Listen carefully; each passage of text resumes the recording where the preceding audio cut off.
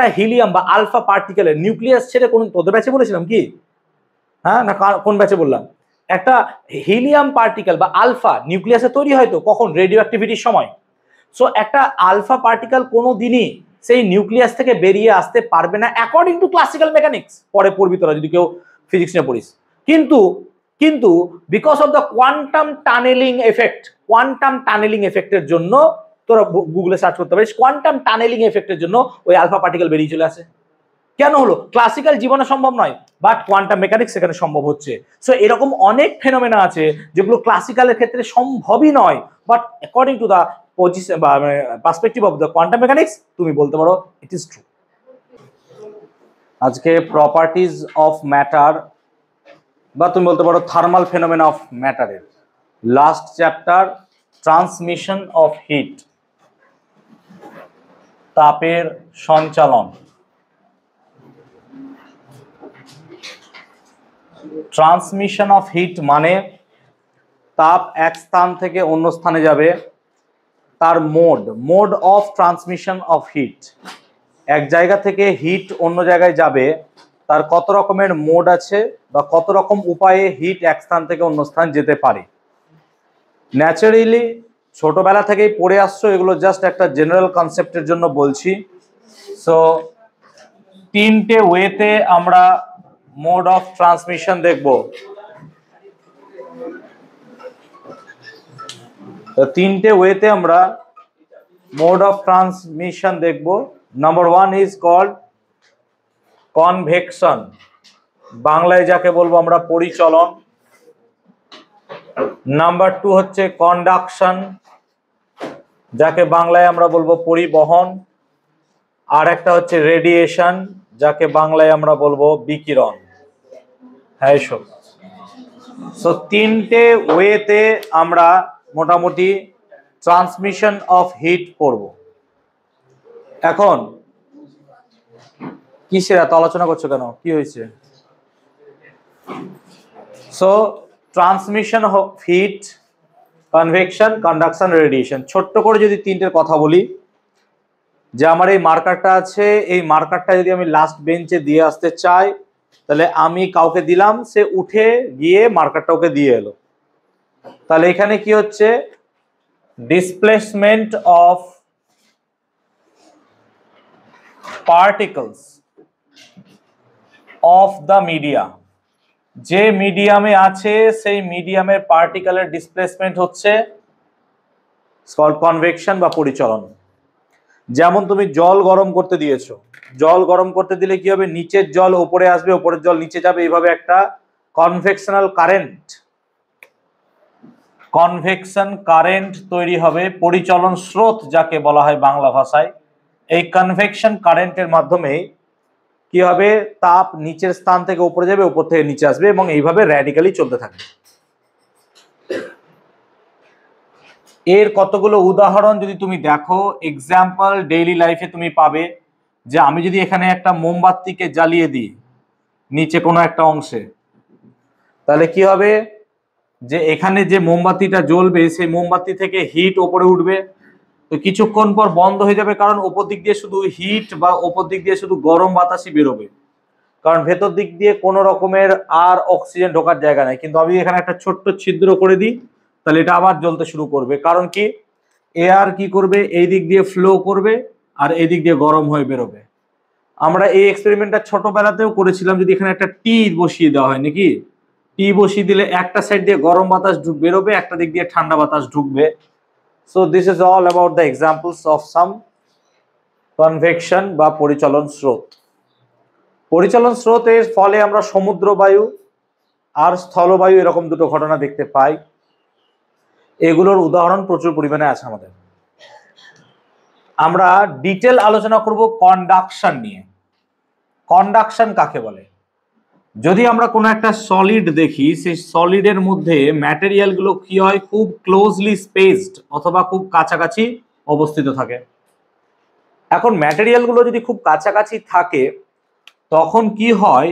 যে এখান থেকে এর আকর্ষণ বল অনেক বেশি হওয়ার ফলে যখন এখানে হিট দেব, এই ম্যাটেরিয়ালটা উঠে গিয়ে এখানে হিটকে ট্রান্সমিট করতে পারে না, রাদার তারা কি করে, ভাইব্রেট করতে শুরু করে তার ইকুইলিব্রিয়াম পজিশনের দুই সাইডে ভাইব্রেট। সেই ভাইব্রেট করার ফলে একটা ভাইব্রেশনাল এনার্জি তৈরি হয়।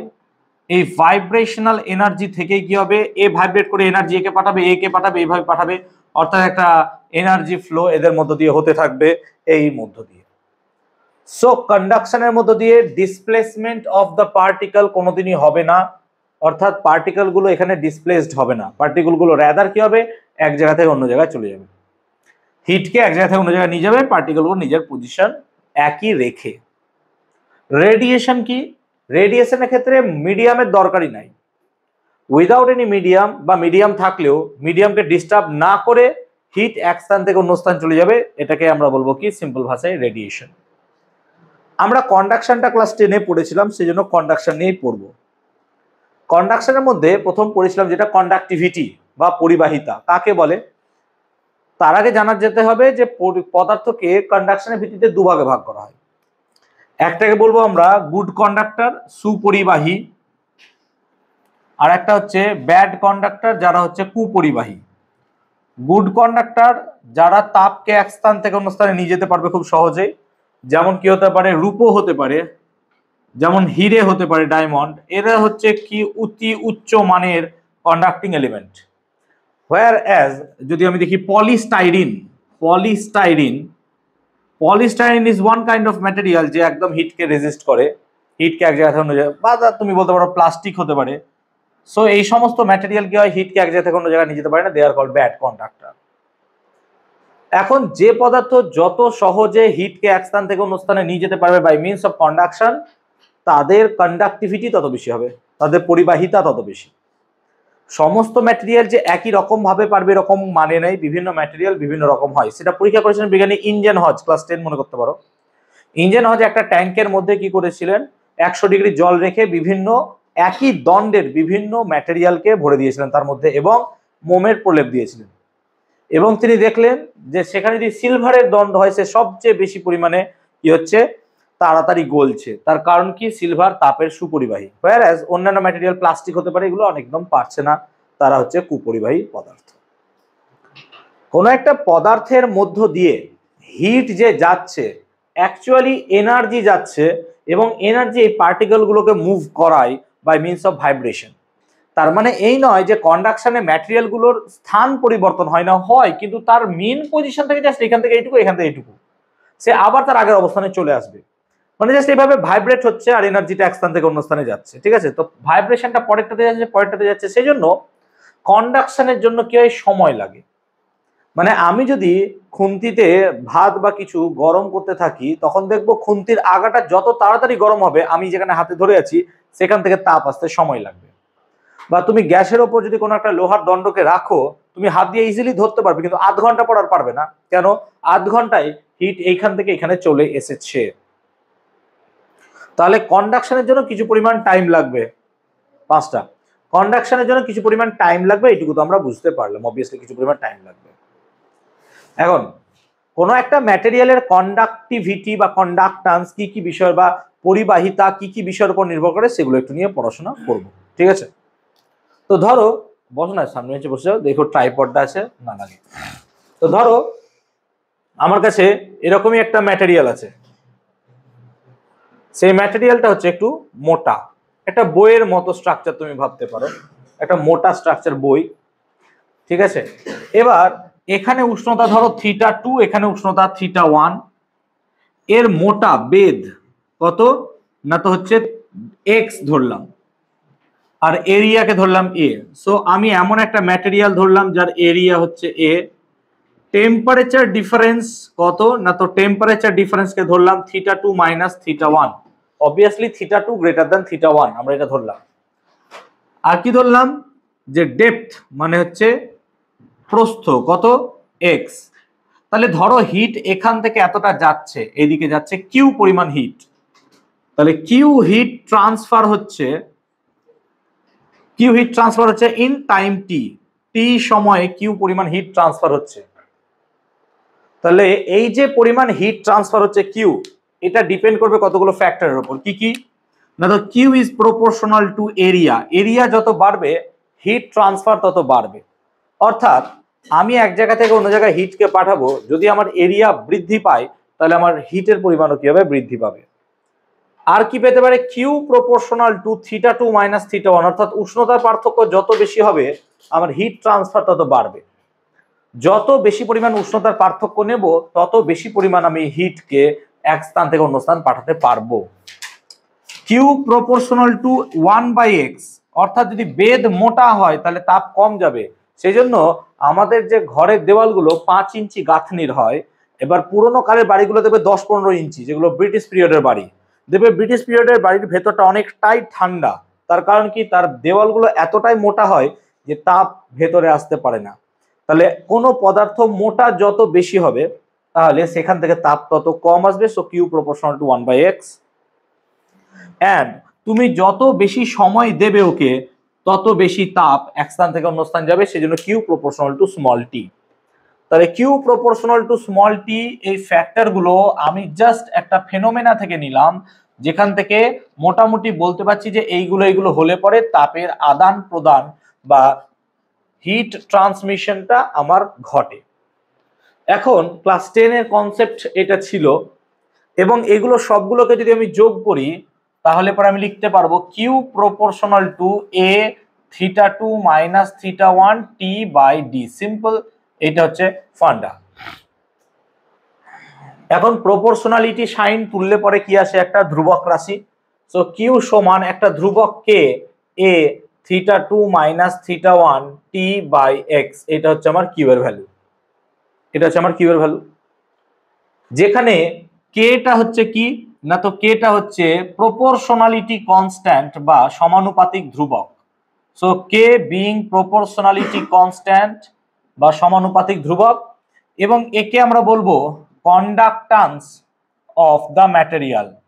কন্ডাক্ট্যান্স অফ দ্য ম্যাটেরিয়াল, বা আমরা বলবো ওই পদার্থের তাপ পরিবাহিতাঙ্ক। সো কেটাকে আমরা বলবো এখানে তাপ পরিবাহিতাঙ্ক বা কন্ডাক্ট্যান্স অফ দ্য ম্যাটেরিয়াল। এবং আমরা এখান থেকে ইজিলি লিখতে পারবো যে K should be equal to Q into x by a θ2 minus θ1 into T, এটা লিখতে পারবো। এখন তাহলে লজিক্যালি তাপ পরিবাহিতাঙ্ক যদি ডেফিনিশন দিতে হয় কি লিখবো না, তো একক ক্ষেত্রফল ও একক বেধ যুক্ত, তার মানে এমন একটা ম্যাটেরিয়াল চয়েস করব যার বেধটাও হবে একক আর ক্ষেত্রফলটাও হবে একক, ইউনিট। তাহলে একক বেধ ও একক ক্ষেত্রফল যুক্ত একটি পদার্থের দুই প্রান্তের উষ্ণতার পার্থক্যও যদি একক হয়, তার মানে θ2 মাইনাস θ1 কে আমরা ইউনিট ধরবো, তাহলে পরে প্রতি একক সেকেন্ডে পার ইউনিট টাইমে যে পরিমাণ হিট এখান থেকে এত দূর যাবে, দ্য হিট যতটা পরিমাণ এখান থেকে এদিকে যাবে সেই হিটকে কি বলবো, কে। তাহলে একক বেধ ও একক প্রস্থচ্ছেদের ক্ষেত্রফল যুক্ত কোনো পদার্থের দুই প্রান্তের উষ্ণতা পার্থক্য যদি একক রাখা হয়, তবে প্রতি একক সেকেন্ডে যে পরিমাণ হিট এক স্থান থেকে অন্য স্থানে প্রবাহিত হবে তাকে বলবো তার তাপ পরিবাহিতাঙ্ক বা হিট কন্ডাক্ট্যান্স। তাহলে হিট কন্ডাক্ট্যান্সের ইউনিট কি হবে, যদি আমরা ইউনিট বার করতে চাই ইন টার্মস অফ সিজিএস, তাহলে সিজিএস এর ইউনিট কি হবে, সো সিজিএস এর ইউনিট হবে কে। কিউ এর একক হচ্ছে ক্যালোরি, এক্স এর একক হচ্ছে সেন্টিমিটার, এ হচ্ছে সেমি স্কোয়ার, আর θ2 মাইনাস θ1 মানে ডিগ্রি সি, আর এটা মানে হচ্ছে সেকেন্ড। সো আমরা ইউনিটটা লিখতে পারি ক্যালোরি সেকেন্ড মাইনাস 1, সেমি minus 1, degree C minus 1। Same ওয়েতে যদি আমরা লিখতে চাই তাহলে এসআই পদ্ধতিতে ইউনিটটা লিখতে পারবো, ক্যালোরির জায়গায় কি লিখবো, জুল, কারণ এসআই পদ্ধতিতে তাপের একক জুল। তাহলে জুল, সেকেন্ডটাকে লিখতে পারবো second two the power minus 1, সেমিটাকে কি লিখবো, মিটার, আর ডিগ্রি সি কে কি লিখবো, কেলভিন। আবার এখানে মাথায় রাখতে হবে জুল পার সেকেন্ড, এটাকে আবার ওয়াটও বলা হয়, সেই জন্য এসআই পদ্ধতিতে তার আরেকটা একক হচ্ছে Wm-1 K-1, এটাও তার একক। সো ট্রান্সমিশন অফ হিট বা তাপের পরিবহনের ক্ষেত্রে আমরা যদি দেখি এই তাপ পরিবাহিতাঙ্ক কে এর কতগুলো ভ্যালু আমরা এখানে দেখতে পেলাম। এখানে আমরা একটা টার্মকে মেনশন করব, এইখান থেকে একটা টার্ম আছে θ2 মাইনাস θ1 বাই এক্স, এটাকে বলা হয় টেম্পারেচার গ্রেডিয়েন্ট। টেম্পারেচার গ্রেডিয়েন্ট বা উষ্ণতা নতি। মাথায় রাখবে আমরা বলেছিলাম সান্দ্রতাঙ্কের ক্যালকুলেশনের সময় eta equal to F by a dv dx, এখানে যে ডিভি ডিএক্সটাকে বলেছিলাম তাকে বলেছিলাম মনে করতে পারো ভেলোসিটি গ্রেডিয়েন্ট বা বেগ নতিমাত্রা। সিমিলারলি সামথিং বাই এক্স এটাকে আমরা বলি গ্রেডিয়েন্ট, সো এটাকে বলবো আমরা টেম্পারেচার গ্রেডিয়েন্ট। তুমি θ2 - θ1 না লিখে এটাকে এইভাবেও লিখতে পারো d θ dx, so d θ dx also should be called as temperature gradient বা তাপ নতিমাত্রা। তো তাপমাত্রার নতিমাত্রা আমরা এখানে বলতে পারবো, সো সংজ্ঞাটাকে আমরা এইভাবেও লিখতে পারবো, বলা যেতে পারে। ওকে, তাহলে পরে আমরা এখান থেকে কনসেপ্টটা বুঝলাম।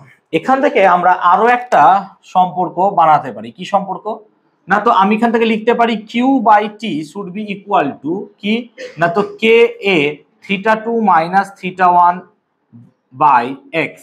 এই যে Q/T দেখছো এটাকে বলবো হিট ফ্লো রেট অর্থাৎ তাপ প্রবাহের হার। সো দ্যাট Q/T টার্ম অথবা তাপ বাই সময়, এই যে টার্মটা পেয়েছি আমরা এটাকে বলবো হিট ফ্লো রেট। কতটা পরিমাণ হিট ফ্লো করছে with respect to time, that is called Q/T, and এটাকে আমরা বলবো heat flow rate. Okay, so আমরা তাপ পরিবাহিতাঙ্ক বা কে নিয়ে ছোটখাটো একটা কথা বা রিসার্চ এখানে জাস্ট করলাম, যে এর ফলে কি পেতে পারি সেটুকু দেখানোর চেষ্টা করলাম। ওকে, তাহলে এর ইউনিট যা আছে ডেফিনিশন এগুলো সবই বোঝালাম। আমরা এখান থেকে থার্মাল রেজিস্ট্যান্স বা তাপীয় রোধের কনসেপ্টটাকে বার করার চেষ্টা করব। সো আমরা এখান থেকে থার্মাল রেজিস্ট্যান্স বা তাপীয় রোধ এই জিনিসটা বার করার চেষ্টা করব। এখন তুমি লক্ষ্য করতে পারো এই জায়গাটায় আমরা পেয়েছি যে Q/T, আমরা পেয়েছি Q/T সমান, এই ইকুয়েশনটাকে জাস্ট ঠিক করে লিখছি। কি হয়েছে, তো কথা বলছো কেন? এই ইকুয়েশনটাকে ঠিক করে লিখছি। Q/T সমান দেখো θ2 - θ1 বাই এক্স ছিল, বাই KA নিচে করে দিলাম, এটা নিশ্চয় হতে পারে।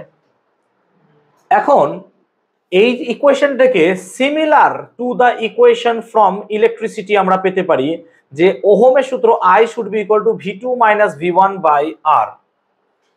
এখন I কে আমরা এভাবেও লিখতে পারি Q/T should be equal to V2 - V1 by R, whereas এখানে Q/T টা বলছে আমাকে heat flow rate, heat flow rate, whereas Q/T টাও আমাকে কি বোঝাচ্ছে, Q/T টা বোঝাচ্ছে যে চার্জ ফ্লো রেট, অর্থাৎ Q/T টা হচ্ছে তাপ প্রবাহ আর স্মল Q/T টা হচ্ছে আধান প্রবাহ।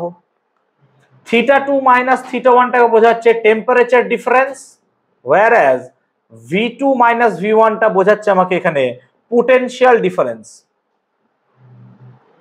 কোন একটা পরিবাহী বা কোনো একটা কন্ডাক্টরের মধ্যে যদি পোটেনশিয়াল ডিফারেন্স থাকে তখনই মাত্র চার্জ ফ্লো হয়। সিমিলারলি কোন একটা পদার্থের দুই প্রান্তে উষ্ণতার পার্থক্য যদি থাকে তবে মাত্র তোমার কি হবে, প্রবাহ বা হিট ফ্লো হবে। তাহলে এই দুটো থাকলে এটা হয়, সিমিলারলি এই দুটো থাকলে এটা হয়।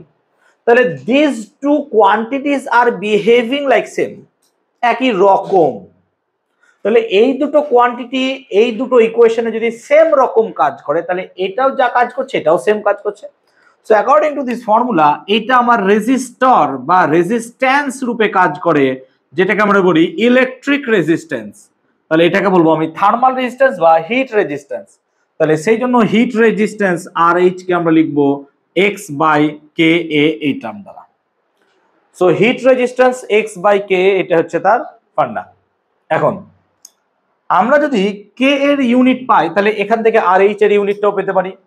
ইউনিট আমি যদি বার করতে চাই CGS এ কত হবে, তাহলে X এর একক সেন্টিমিটার, কে এর একক এখান থেকে পেয়েছি আমরা calorie, second -1, semi -1, degree C -1, আর এরিয়া মানে সেমি স্কোয়ার সমান কত হবে, একটা সেমি কাটলো, আবার এই সেমির সাথে সেমি -1 কেটে গেল, তাহলে পড়ে থাকলো calorie -1 second degree Celsius. Same লজিকে আমরা যদি এসআই ইউনিটটা লিখতে চাই তাহলে এসআই ইউনিট লিখবো এইভাবে যে জুল -1 সেকেন্ড কেলভিন, তাই হওয়া উচিত জুল -1 সেকেন্ড কেলভিন। আবার আমরা এটাকে এভাবেও লিখতে পারি যে K by J by S, হতেই পারে নিশ্চয়, যে K by J by S হবে তো। এবার জে বাই এস মানে joule per second, joule per সেকেন্ডকে কি বলি? ওয়াট। ওয়াট, এই পুরো টার্মটা ওয়াট যদি উপরে চলে আসে তাহলে এটাকে এইভাবে লেখা যায় W-1K। সো এটাও তার একটা একক হবে W-1K। সো আমি এখান থেকে W-1K এটাও এখান থেকে লিখতে পারি ইজিলি। তো বেসিক্যালি আমরা এখান থেকে আর এইচ এর একক লিখলাম। আমরা এখানে যদি ডাইমেনশন অফ কে বার করতাম, ডাইমেনশন অফ কে, তো ডাইমেনশন অফ কে এখান থেকে বার করতে পারতাম কিউ এর ডাইমেনশন। কিউ এর ডাইমেনশন মানে তাপের মাত্রা, নাকি? ঠিক তো? রূপম, তাপের মাত্রা কত? ডাইমেনশন অফ হিট কত হয়?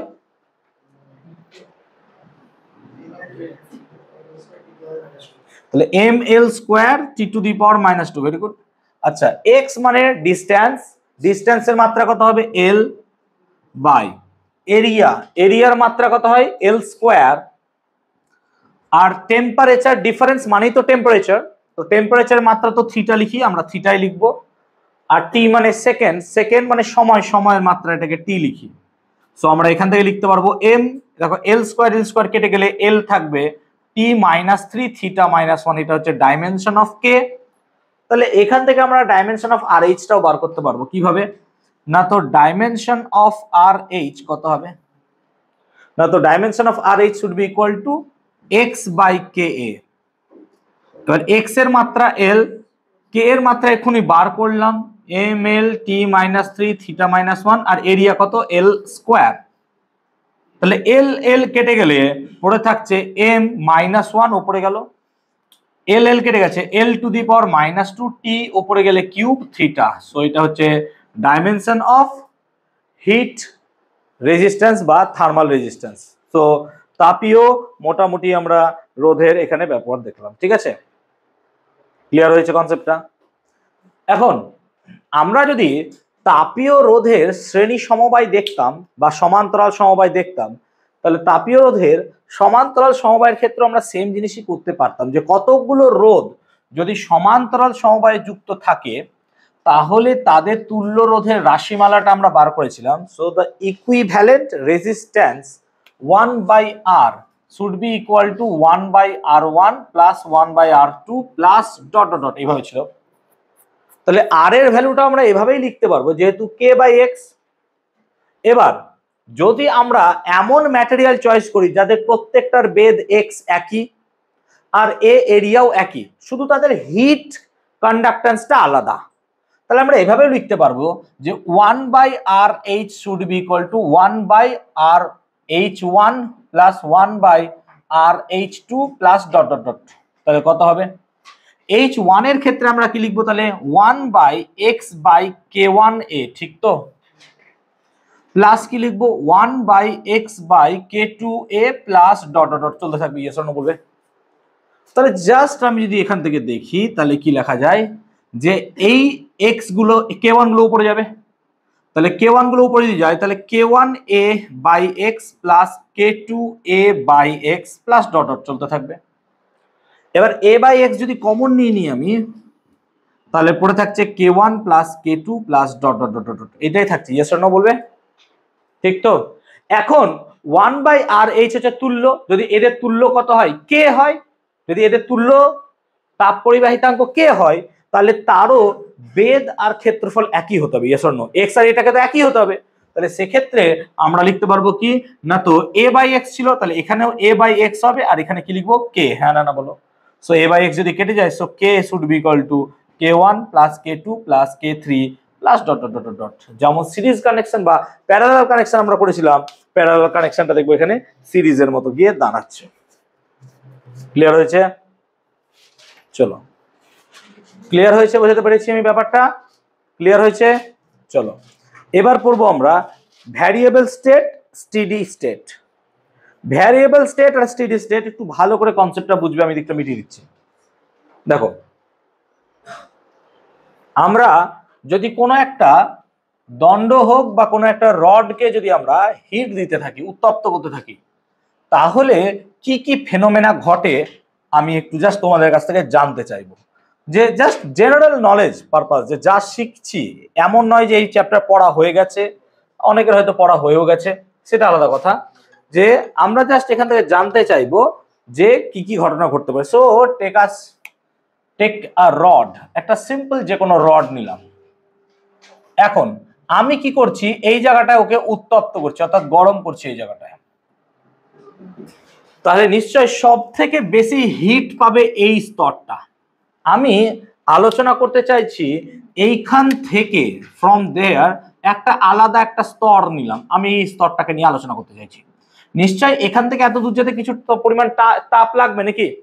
আবার এরপরে আরো একটা স্তর আছে, সে দেয়ার, এখানে আরো একটা স্তর আছে, এরকম করে অনেকগুলো লেয়ার লেয়ার করে আমি ভাবছি।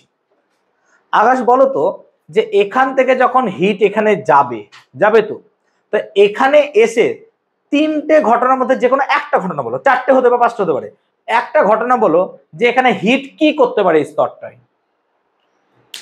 একটা হিট এখান থেকে এত দূরে এলো তো, এসে এই স্তর বা লেয়ারটাই হিট কি করতে পারে এসে, যা পারবে বলো, যে না আচ্ছা মনে হচ্ছে এটা পারবে। কাউকে ভাবতে হবে না, ওকে বলো পারবো না, বলো এসে কি হবে, কি হবে Rajshree? Yes, number one phenomena তো একটা হবে যে ওকে গরম করবে। তাহলে এখানে যে পরিমাণ হিট, এই কথাটাই বলতে পারছি না যে গরম করবে নাকি, সিরিয়াসলি ভাই, যে নাম্বার ওয়ান যে তার টেম্পারেচারকে বাড়াবে, টেম্পারেচারকে কি করবে, সে রাইজ করবে, ঠিক তো, টেম্পারেচার বাড়বে, এক নম্বর ঘটনা।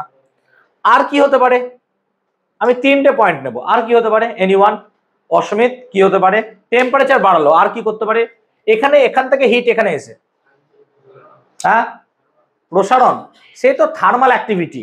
আমি বলতে চাইছি লেয়ারটার কি হবে, থার্মালে কি হবে বলো সমৃদ্ধ, ভাইব্রেশন শুরু হবে, ঠিক আছে। আর আমি যেটা চাইছি সেই দুটো পয়েন্টই লিখবো এখানে, এত জটিল নয়, সহজ ভাবে ভাব। ইয়েস, এটা হতে পারে পরের স্তরকে ওখান থেকে গরম করবে, মানে যে পরিমাণ হিট গেল পুরোটাই কি টেম্পারেচার বাড়াবে না, কিছুটা অংশ টেম্পারেচার বাড়াবে, বাকি অংশটা কি করবে, হিট পরের স্তরে চলে যাবে, ঠিক তো। তার মানে এখানে কি হবে, হিট ট্রান্সমিট করবে। সো আমি বলতে পারি হিট ট্রান্সমিট করে পরের লেয়ারে চলে যাবে, ইয়েস অর নো বলবে। আর একটা ঘটনা ঘটবে, কি হবে বাবু, আর একটা কি ঘটতে পারে এমন যেটা বাকি আছে, প্রণয় ভাবতে পারবি, বল বলো, তুমি বকছো বলো।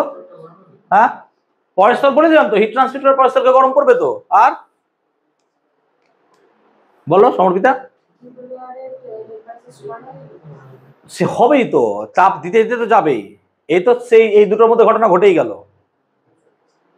আর একটা, হ্যাঁ রেডিয়েট করবে, অর্থাৎ এখানে যতটা হিট অ্যাবজর্ব করার করলো, বাকি পাঠালো, যদি কিছু এক্সেস হিট বেঁচে থাকে সেখান থেকে হিট কি করবে, সে বাইরে রেডিয়েট করে দেবে হিটকে। সেজন্য সেই জায়গাটা গরম লাগবে। আমার কোন একটা রডকে যদি গরম করো, এখানটায় হাত দিলে উপরে টাচ করবে না, হাত দিলেও কি লাগবে, গরম লাগবে, বিকজ অফ দ্য রেডিয়েটেড হিট। তাহলে ও কি করবে, রেডিয়েট করবে। সো রেডিয়েশন, এই তিনটা ফেনোমেনা আমার এখানে ঘটবেই যখনই কোনো একটা লেয়ারে হিট এসে পৌঁছাবে। এবার ভাবো ও যেটা বলছিল সমর্পিতা, যে এখানে হিট এলো, হিট অ্যাবজর্ব করলো, এবার যখন হিট এখান থেকে এত দূর হয়ে গেল, একই মানে এখানকার হিট আর এখানকার হিট সমান, তাহলে এখান থেকে হিট যাই এখানে আসবে একটাও কিন্তু অ্যাবজর্ব হবে না, আর রাইজ হবে না, হবে। তাহলে বাকি দুটো ঘটনা ঘটবে, হিটকে ট্রান্সমিট করবে আর হিট কি করবে, ছেড়ে দেবে। সেই জন্য ভাবো, জাস্ট ইমাজিন করো যে এইখানে টাচ না করে যদি উপরে হাত দাও বেশি গরম লাগবে, এখানে হাত দিলে কম গরম লাগবে, এই জন্য। কেন, এখানে রেডিয়েশনের পরিমাণ কি অনেক বেশি, কেন এখানে হিট আর অ্যাবজর্পশন হচ্ছেই না, আর এখানে হিট অ্যাবজর্ব হচ্ছে। হিট যেহেতু অ্যাবজর্ব হচ্ছে, হিট টেম্পারেচার রাইজ করতে চাইছে, সেই কারণে এখানে রেডিয়েশনের পরিমাণটা কি হয়ে যাচ্ছে, কমে যাচ্ছে। এরকম হতে হতে হতে টিল যখন একদম এন্ডে চলে আসবো, তখন কি দেখবো, যে এখানকার টেম্পারেচার আর এখানকার টেম্পারেচার যদি সেম হয়ে যায়, তাহলে পুরো সিস্টেমের temperature same, yes or no. তাহলে আর কোনো জায়গায় টেম্পারেচার রাইজ করবে না, হিট ট্রান্সমিটও করতে চাইবে না। কেন, হিট ট্রান্সমিট করেই বা কি হবে, সেই জন্য কি হবে, প্রত্যেকটা জায়গা থেকে হিট কি হবে, রেডিয়েট করতে থাকবে। অর্থাৎ এখানে হিট কমলো, তখন হিট রেডিয়েশন হয়ে এখানে চলে এলো, আবার হিটকে কি করলো, রেডিয়েট করতে থাকলো। এইরকম দুটো ঘটনা পেলাম। প্রথম স্টেটটাকে বলবো আমরা তোমার হচ্ছে ভ্যারিয়েবল স্টেট, তোমাদের ভাষায় কি বলছে ওটাকে, কই, হ্যাঁ ভ্যারিয়েবল স্টেট, স্থির পূর্ব অবস্থা। স্থির পূর্ব অবস্থা বা ভ্যারিয়েবল স্টেট মানে কি, স্টেটটা এখনো ভ্যারিয়েবল আছে, প্রত্যেকটা লেয়ারের হিট আলাদা, টেম্পারেচার আলাদা, সব আলাদা। সো এই ঘটনাটা যদি তিনটে ঘটে একসঙ্গে তখন তাকে বলবো আমরা ভ্যারিয়েবল স্টেট বা স্থির পূর্ব অবস্থা। তাহলে স্থির পূর্ব অবস্থা বোঝাতে পারলাম। আর যখন প্রত্যেকটা জায়গার টেম্পারেচার একই হয়ে যাবে তখন কিন্তু আর হিট এইভাবে ফ্লো করবে না, বা হিট ফ্লো করলেও হিট কি করবে, রেডিয়েট করে দেবে বডি থেকে, এটাকে বলবো আমরা স্টেডি স্টেট। তাই মাথায় রাখবো কি, একটা কথা শোনো, এই জায়গাটায় স্টেডি স্টেট যদি ঘটে, এইরকম একটা ঘটনা ঘটছে, এখানে স্টেডি স্টেট ঘটছে, এ পয়েন্টে বি পয়েন্টে, দুটো পয়েন্টে স্টেডি স্টেট ঘটছে, তার মানে এখান থেকে হিট ফ্লো রেট আর এখান থেকে heat flow rate should be equal to same. অর্থাৎ এখান থেকে যতটা হিট যাবে এখান থেকে ততটা হিট যাবে, কেন, কারণ টেম্পারেচার তো রাইজ হবে না, তো এ কোনো রকম হিট অ্যাবজর্ব করবে না যাতে করে টেম্পারেচার রাইজ হয়। সেই জন্য স্টেডি স্টেট যখন চলে আসবো তখন কিন্তু আর কোনো রকম হিট অ্যাবজর্পশন হবে না, বরং কি হবে, জাস্ট কি হবে, হিটকে ফ্লো একই রেট থাকবে এবং সেটা কি হবে, আস্তে আস্তে রেডিয়েট বা রেডিয়েশন হতে থাকবে।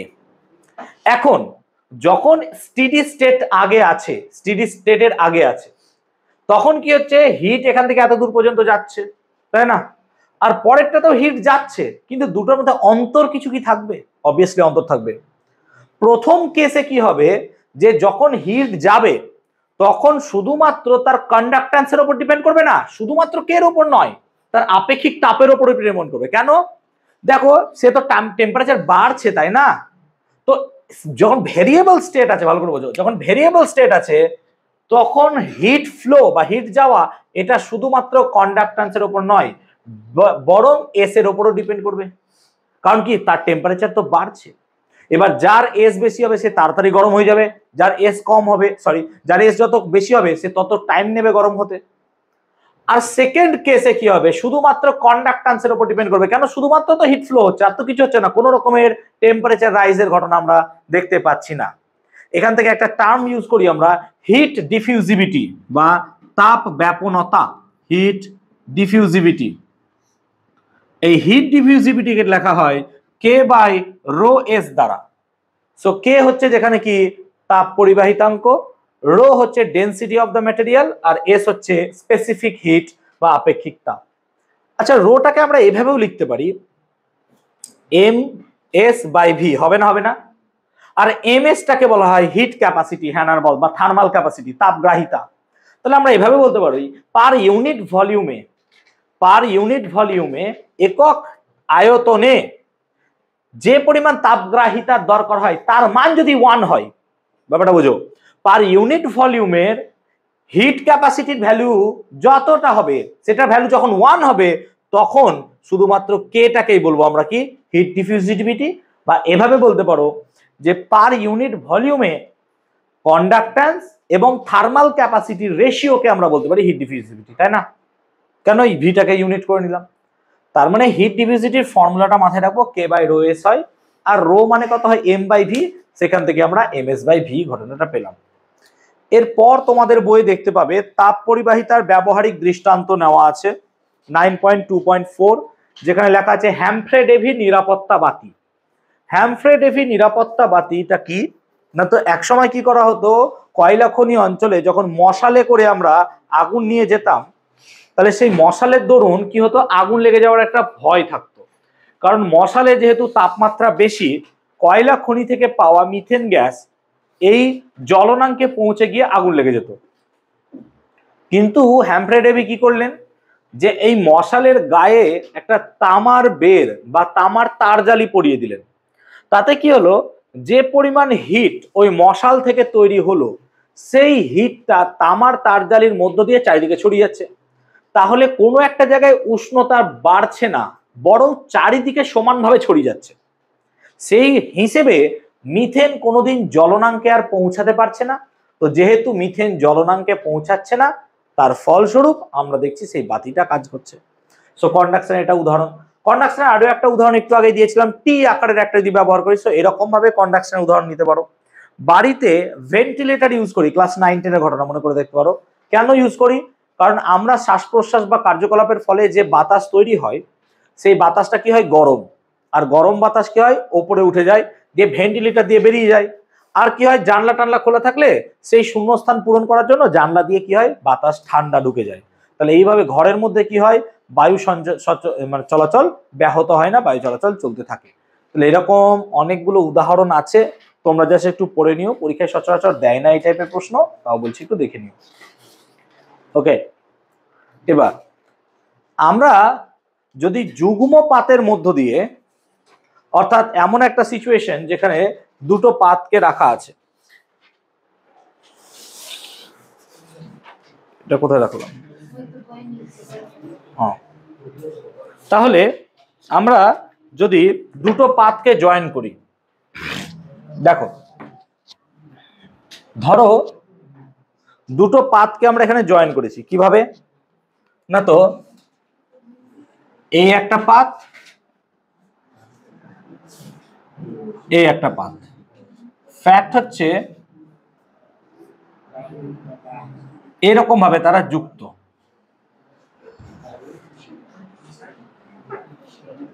আই গেস বুঝতে পেরেছি।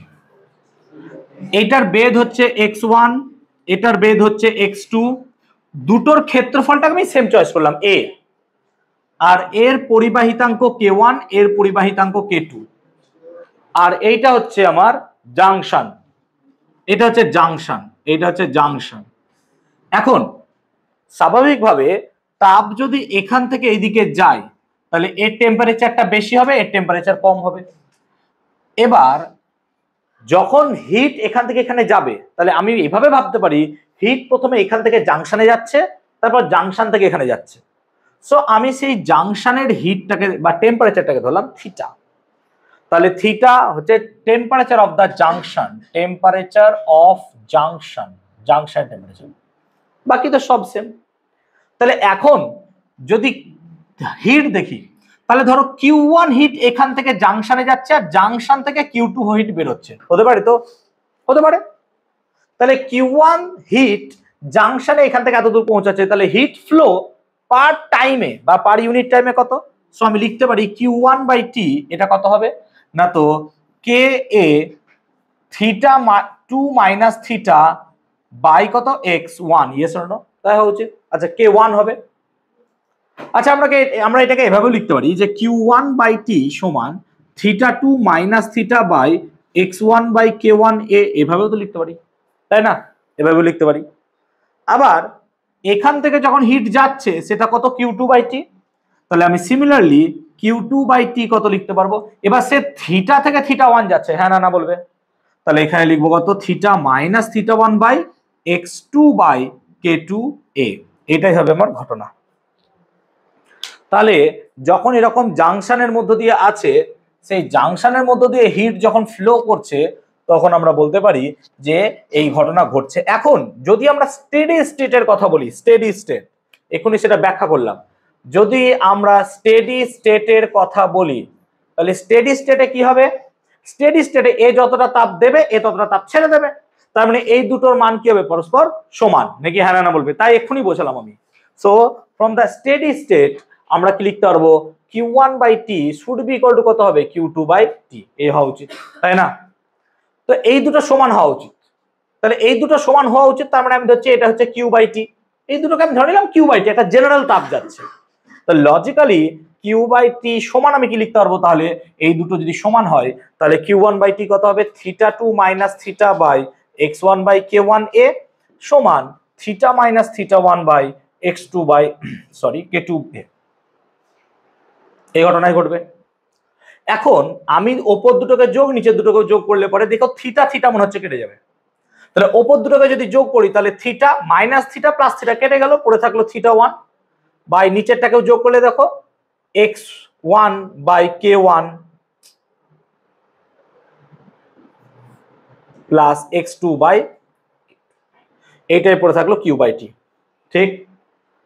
এখন এই দুটো পাতের পরিবর্তে যদি আমি একটা পাত ব্যবহার করতাম তাহলে কি ইকুইভ্যালেন্টের কনসেপ্ট আনতে পারতাম? Obviously sir. তাহলে এই দুটো পাতের পরিবর্তে যদি আমি একটা পাত নিয়ে আসতাম, তাহলে একটা পাথটা কেমন হতো, মোটাটা সেম হতো, হ্যাঁ না বলবে।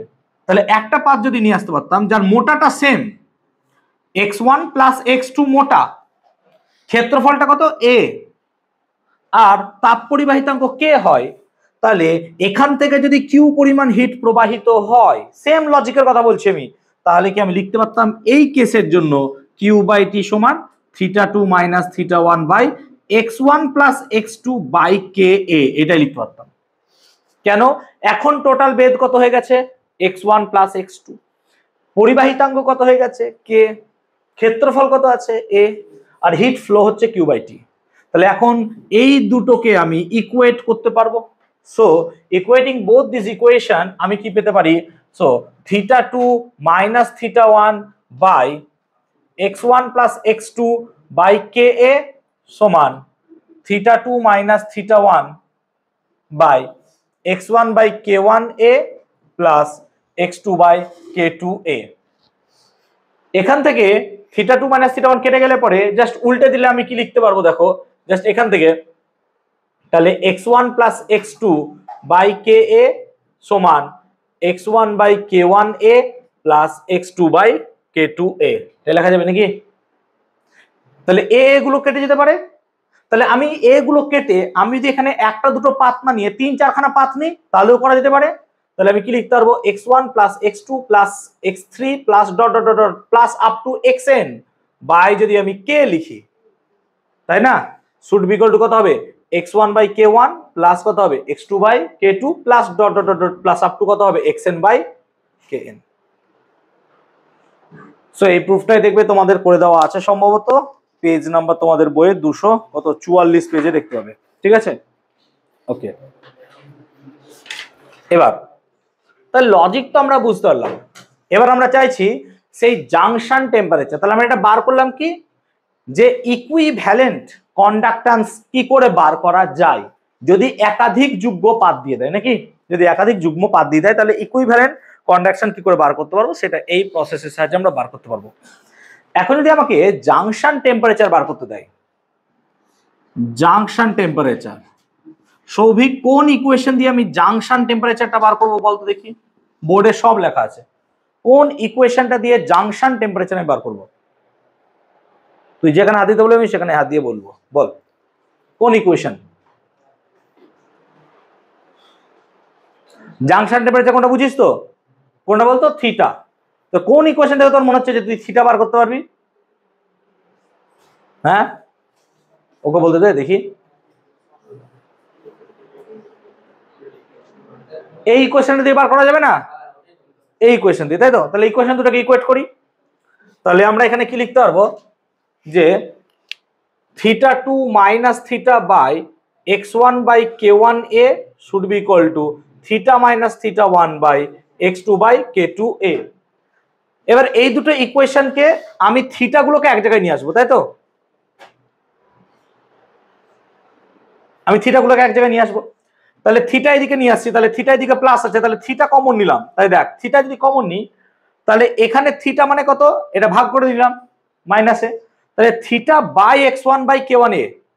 আচ্ছা এ গুলো তো কেটে যায় নাকি, আর রেখে লাভ নাই, দেখ এ কেটে যাচ্ছে, তার মানে অ্যাকচুয়ালি থিটাটাকে এদিকে নিয়ে এলে দেখ পড়ে থাকছে k1 বাই x1, হ্যাঁ না বল, কেন দেখ এটা উল্টে গেল, বুঝতে পারছিস ব্যাপারটা তো? আর এটা কত হবে তাহলে k2 বাই x2, আর এখানে পড়ে থাকছে কত θ2 মাইনাস θ1, তাহলে এখানে পড়ে থাকছে θ2 বাই কি ছিল x1 বাই k1, তাহলে উল্টে দিলে কি হবে k1 বাই x1, ঠিক তো? আর এই θ1টাকে যদি এদিকে নিয়ে যায় প্লাস θ1 বাই কত হবে তাহলে এখানে k2 আর নিচে কত x2। এই ইকুয়েশন জেনারেল দিয়ে কি আমি থিটার ভ্যালু বের করে নিতে পারবো? ইয়েস, অবভিয়াসলি বার করতে পারবো। তাহলে আমি জাংশন টেম্পারেচার বার করার জন্য এই ইকুয়েশন, কিন্তু আমি কখনো তোমাদেরকে যুক্তি দেবো না যে ইকুয়েশন মনে রাখো, বরং কি এই জিনিসটা মনে রাখো, এই জিনিসটা মনে রাখলে তখন তুমি ইজিলি এই জিনিসটা বার করতে পারবে। সো তুমি অ্যাকচুয়ালি ফর্মুলা না এই জায়গাটা মনে রেখে যদি কনসেপ্টটাকে মনে রাখো তাহলে পরে আই গেস অনেকটা বেটার হয়, ঠিক আছে?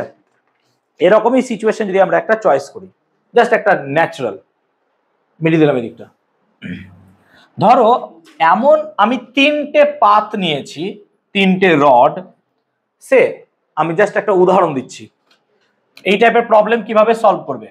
তো ধরো তিনটে রড নিয়েছি, তিনটে রড এমন ভাবে জয়েন করেছি যে তার ফলে একটা টি আকার যেন পাওয়া যায়, এরকম একটা টি আকার পাওয়া যাচ্ছে।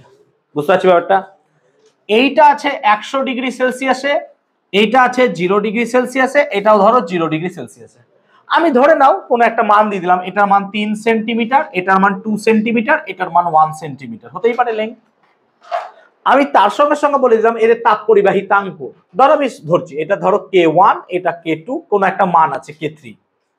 তাহলে আমাকে যদি এখন জাংশন টেম্পারেচার বার করতে হবে, তাহলে এই সিচুয়েশন আমি কি করে বার করব? ফর্মুলা দিস নাকি? এবার এই ফর্মুলাতে তো দুটো ছিল, তাহলে এখানে আমার সিচুয়েশনটা কেমন হওয়া উচিত? মানে 100 ডিগ্রি আছে বলে হিট এখানে যাচ্ছে, তার মানে লজিক এভাবে ভাবো, যেহেতু এখানে 100 ডিগ্রি আছে, সে হিট নিয়ে আসছে এত দূরে জাংশনে, এবং জাংশন থেকে হিটটা ভাগ হচ্ছে এইভাবে। এবার ভাগ কেমন ভাবে হবে? না তো হিট তো চাইবে সমান ফ্লো করতে, কিন্তু যার কন্ডাক্ট্যান্স বেশি সে বেশি বেশি হিট নেবে, তাই তো হওয়া উচিত। তার মানে আমি যদি কথা মানে বলি যে এখান থেকে হিট যাচ্ছে কিউ, আর এখানে হিট যাচ্ছে Q1, আর এখানে হিট যাচ্ছে Q2, নিশ্চয়ই তাই হবে, আলাদা আলাদা হবে। তাহলে logically Q/T should be equal two কত হবে? Q1/T প্লাস কত লিখবো? Q2/T। এবার Q/T এর ভ্যালুগুলো তুমি এই যে ইকুয়েশন নাকি হ্যাঁ না বলবে। তাহলে এখানে Q/T কত হবে ভালো করে দেখো, তাহলে Q/T হবে টেম্পারেচার ডিফারেন্স কত, এটা ধরো থিটা, তাহলে টেম্পারেচার ডিফারেন্স কত হবে? 100 মাইনাস থিটা, ঠিক তো, বাই এটা কত ছিল? এটা ছিল দেখো ফর্মুলা x/Ka, তাহলে এর লেন্থটাই তো x, হ্যাঁ না বল। তাহলে লেন্থ কত? 3 বাই কে কত কিছু একটা ভ্যালু দিবে, আর এরিয়া দিয়ে দিবে A1, আমি ধরলাম এরকম, সমান সিমিলারলি ইকুয়েশনের মান বসিয়ে আমি বার করব। তাহলে এখানেও কত হবে? সিমিলারলি এটা থিটা থেকে 0 যাচ্ছে, হ্যাঁ না বল। তাহলে এটা কত লিখবো? থিটা মাইনাস 0, হ্যাঁ না বল। কেন? থিটা থেকে 0 তে যাচ্ছে তো, তাই থিটা মাইনাস 0 বাই এই লেন্থটা কত? 2, তাহলে 2/K1 ধরলাম, K2 A2 ধরলাম। সিমিলারলি এটাতে কত যাচ্ছে? প্লাস, এটাও থিটা থেকে 0, তাহলে থিটা মাইনাস 0 বাই এটার লেন্থ হচ্ছে 1/K3 A3। এবার দেখ এগুলোর ভ্যালু তো তোকে বলে দেবে, আলটিমেটলি থিটা এখান থেকে বার করা যাবে। তাহলে যদি এই রকম প্রবলেম দেয় ওয়াই টাইপের, তাহলে যেন প্রবলেমটা সলভ করতে পারি। শুধু ওয়াই কেন, আমাকে ওয়াই না দিয়ে বর্গক্ষেত্রও দিতে পারে নাকি? শুধু মাথায় রাখবে যতটা তাপ ঢুকছে ততটা তাপ বেরোচ্ছে, এবং এটা স্টেডি স্টেটেই পসিবল, আর প্রবলেম তোমাকে স্টেডি স্টেটে নিয়ে যাবেই। এরকম টাইপের ম্যাক্সিমাম ক্ষেত্রে আমরা দেখতে পাই। কনসেপ্টটা কি বোঝাতে পেরেছি? বলবে ক্লিয়ার হয়েছে? ওকে, এত দূর পর্যন্ত কি ক্লিয়ার হয়েছে? কোন রকম সমস্যা আছে? বলবে আমাকে। হ্যাঁ, ওকে, আমি ডান দিকটা মেটাচ্ছি। এবার যখন আমরা বরফের দেশে যাই, যেমন কাশ্মীর টাশ্মীর, যদি এখন যাওয়া যায় তাহলে কাশ্মীর দেখবো বিভিন্ন হ্রদ যেগুলো আছে সেগুলো বরফে জমে গেছে। এবার দেখো বরফে জমে গেছে, যত টাইম যাবে বরফ জমার পরিমাণও বাড়বে, তাই না? তাহলে যত টাইম যাবে সঙ্গে সঙ্গে বরফ জমার পরিমাণও বাড়বে। এখন আমি যদি দেখি কোনো একটা ইনস্ট্যান্টে কিছুটা পরিমাণ বরফ জমে আছে, আফটার দ্য ইনস্ট্যান্ট বরফের পরিমাণ বেড়ে গেল। এবার দেখ বরফের পরিমাণ যদি বাড়ে তাহলে তাপ পরিবহনের হারের ওপরও ইফেক্ট পড়বে। কেন? এক্স এর ভ্যালু বাড়তে থাকছে। ব্যাপারটা বোঝো। ধরো আমি কোনো একটা হ্রদের কথা বলছি, একটা হ্রদ, এখানে ধরো টি টাইমে এক্স আইস জমে আছে, তাহলে টি টাইমে এক্স পরিমাণ আইস ফর্ম হয়ে গেছে, জমে গেছে। তাহলে এখন বাইরের টেম্পারেচার তো নিশ্চয়ই নেগেটিভই হবে নাকি? তাহলে আমি ধরছি মাইনাস থিটা, আর ঠিক বরফের নিচের উষ্ণতা কত হবে? 0 degree Celsius. Yes or no? কারণ বরফের নিচে তো জল আছে, আর বরফ টাচ করে থাকলে জলের উষ্ণতা কত হবে? 0 ডিগ্রি। এখন তাহলে নিশ্চয়ই এখান থেকে হিট ওইদিকে যাচ্ছে, এই দিক থেকে হিট ওইদিকে যাচ্ছে, ঠিক? কিন্তু টি যত বাড়ছে বরফের পরিমাণ তত বাড়ছে, তাহলে ওকে তো আরো বেশি পথ অতিক্রম করতে হচ্ছে, তাই না? তাহলে সেক্ষেত্রে আমার কি বলবো যে হিট ট্রান্সফার ব্যাহত হবে বা কমবে। আমি ধরলাম late at dt time more dx ice is formed আমি ধরলাম যে ডিটি সময়ে আরো ডিএক্স পরিমাণ বরফ জমলো, তাহলে এখন একটু ডিটি টাইমের ডিএক্স পরিমাণ বরফ জমেছে। তাহলে এইটুকু অংশের পুরো কথাটা আগে ভাবি, এইটুকু অংশের কথাটা ভাবি, যেটুকু বরফ জমেছে এইটুকু অংশ।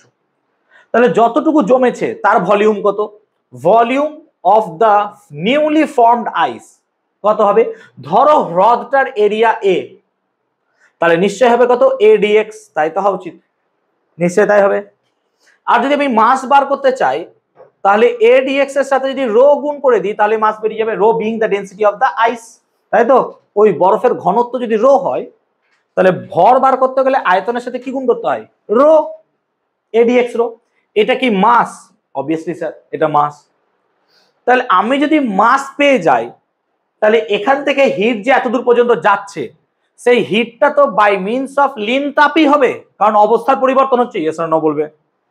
সো আমি কি এখানে লিখতে পারি টোটাল হিট ডিকিউ কত যাচ্ছে? না তো sir A d x rho into L হবে না? হবে না বলো। আর যদি আমি উভয় পক্ষকে ডিটি দিয়ে ভাগ করি, তাহলে ডিকিউ ডিটি একেও ডিটি দিয়ে ভাগ করতে হবে, ঠিক বলছি?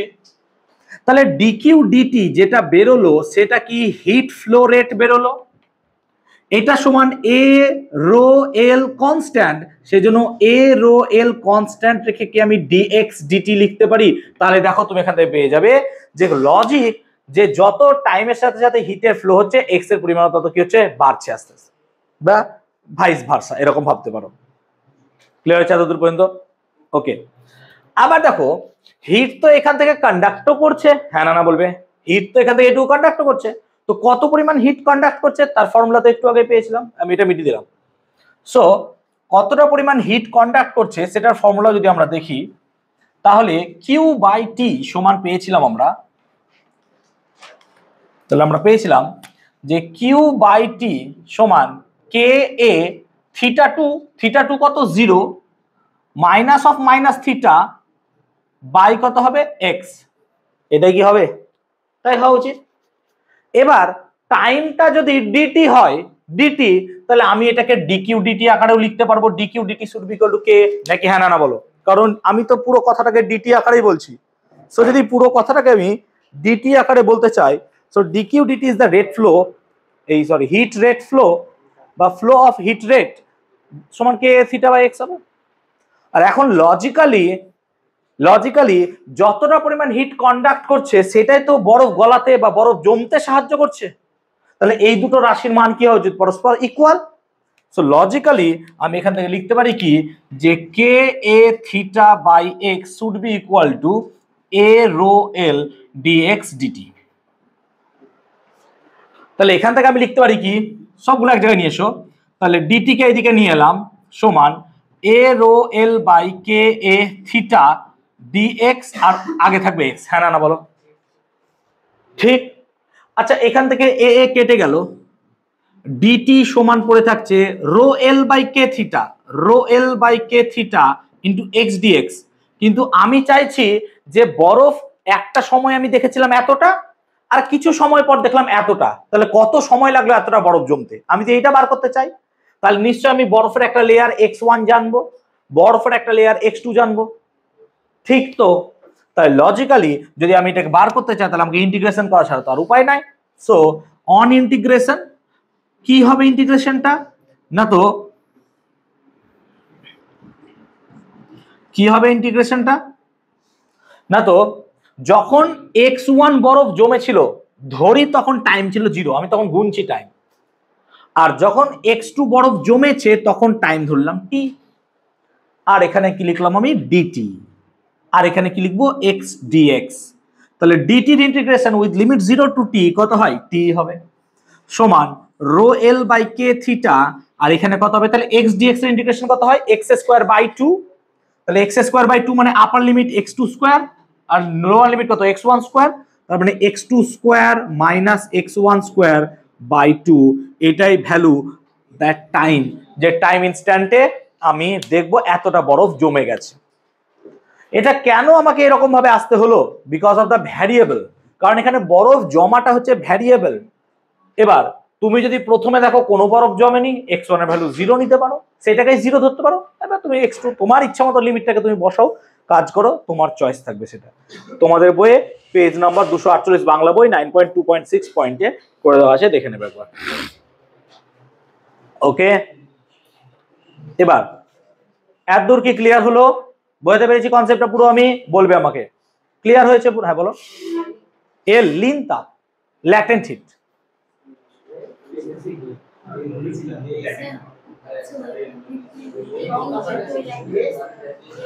এটা আলাদা।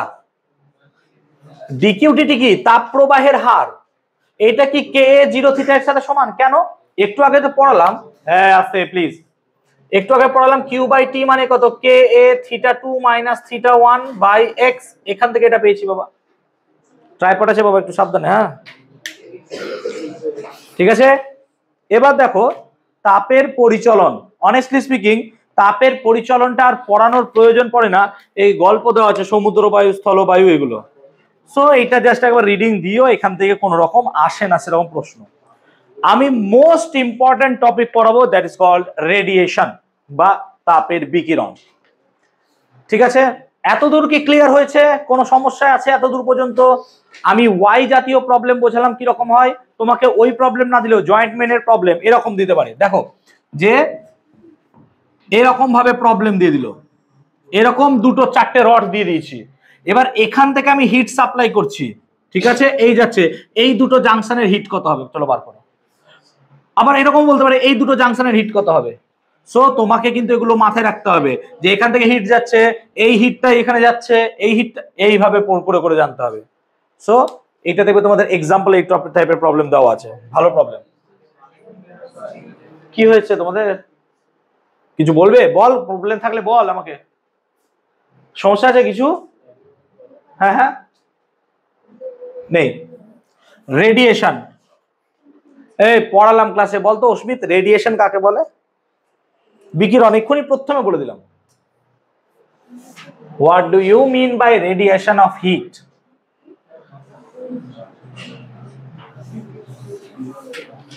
বল কিরে, what is radiation of heat? পারবি না? সৌভিক রেডিয়েশন কাকে বলে? প্লিজ বলিস না স্যার রেডিয়েশন জানি না। স্বপ্নিল রেডিয়েশন কাকে বলে? ইউটিউবে আছে, নাম ধরে ধরে বলে দিচ্ছি, স্যার ডিলিট করে দেবো। বল প্রণয় রেডিয়েশন কাকে বলে?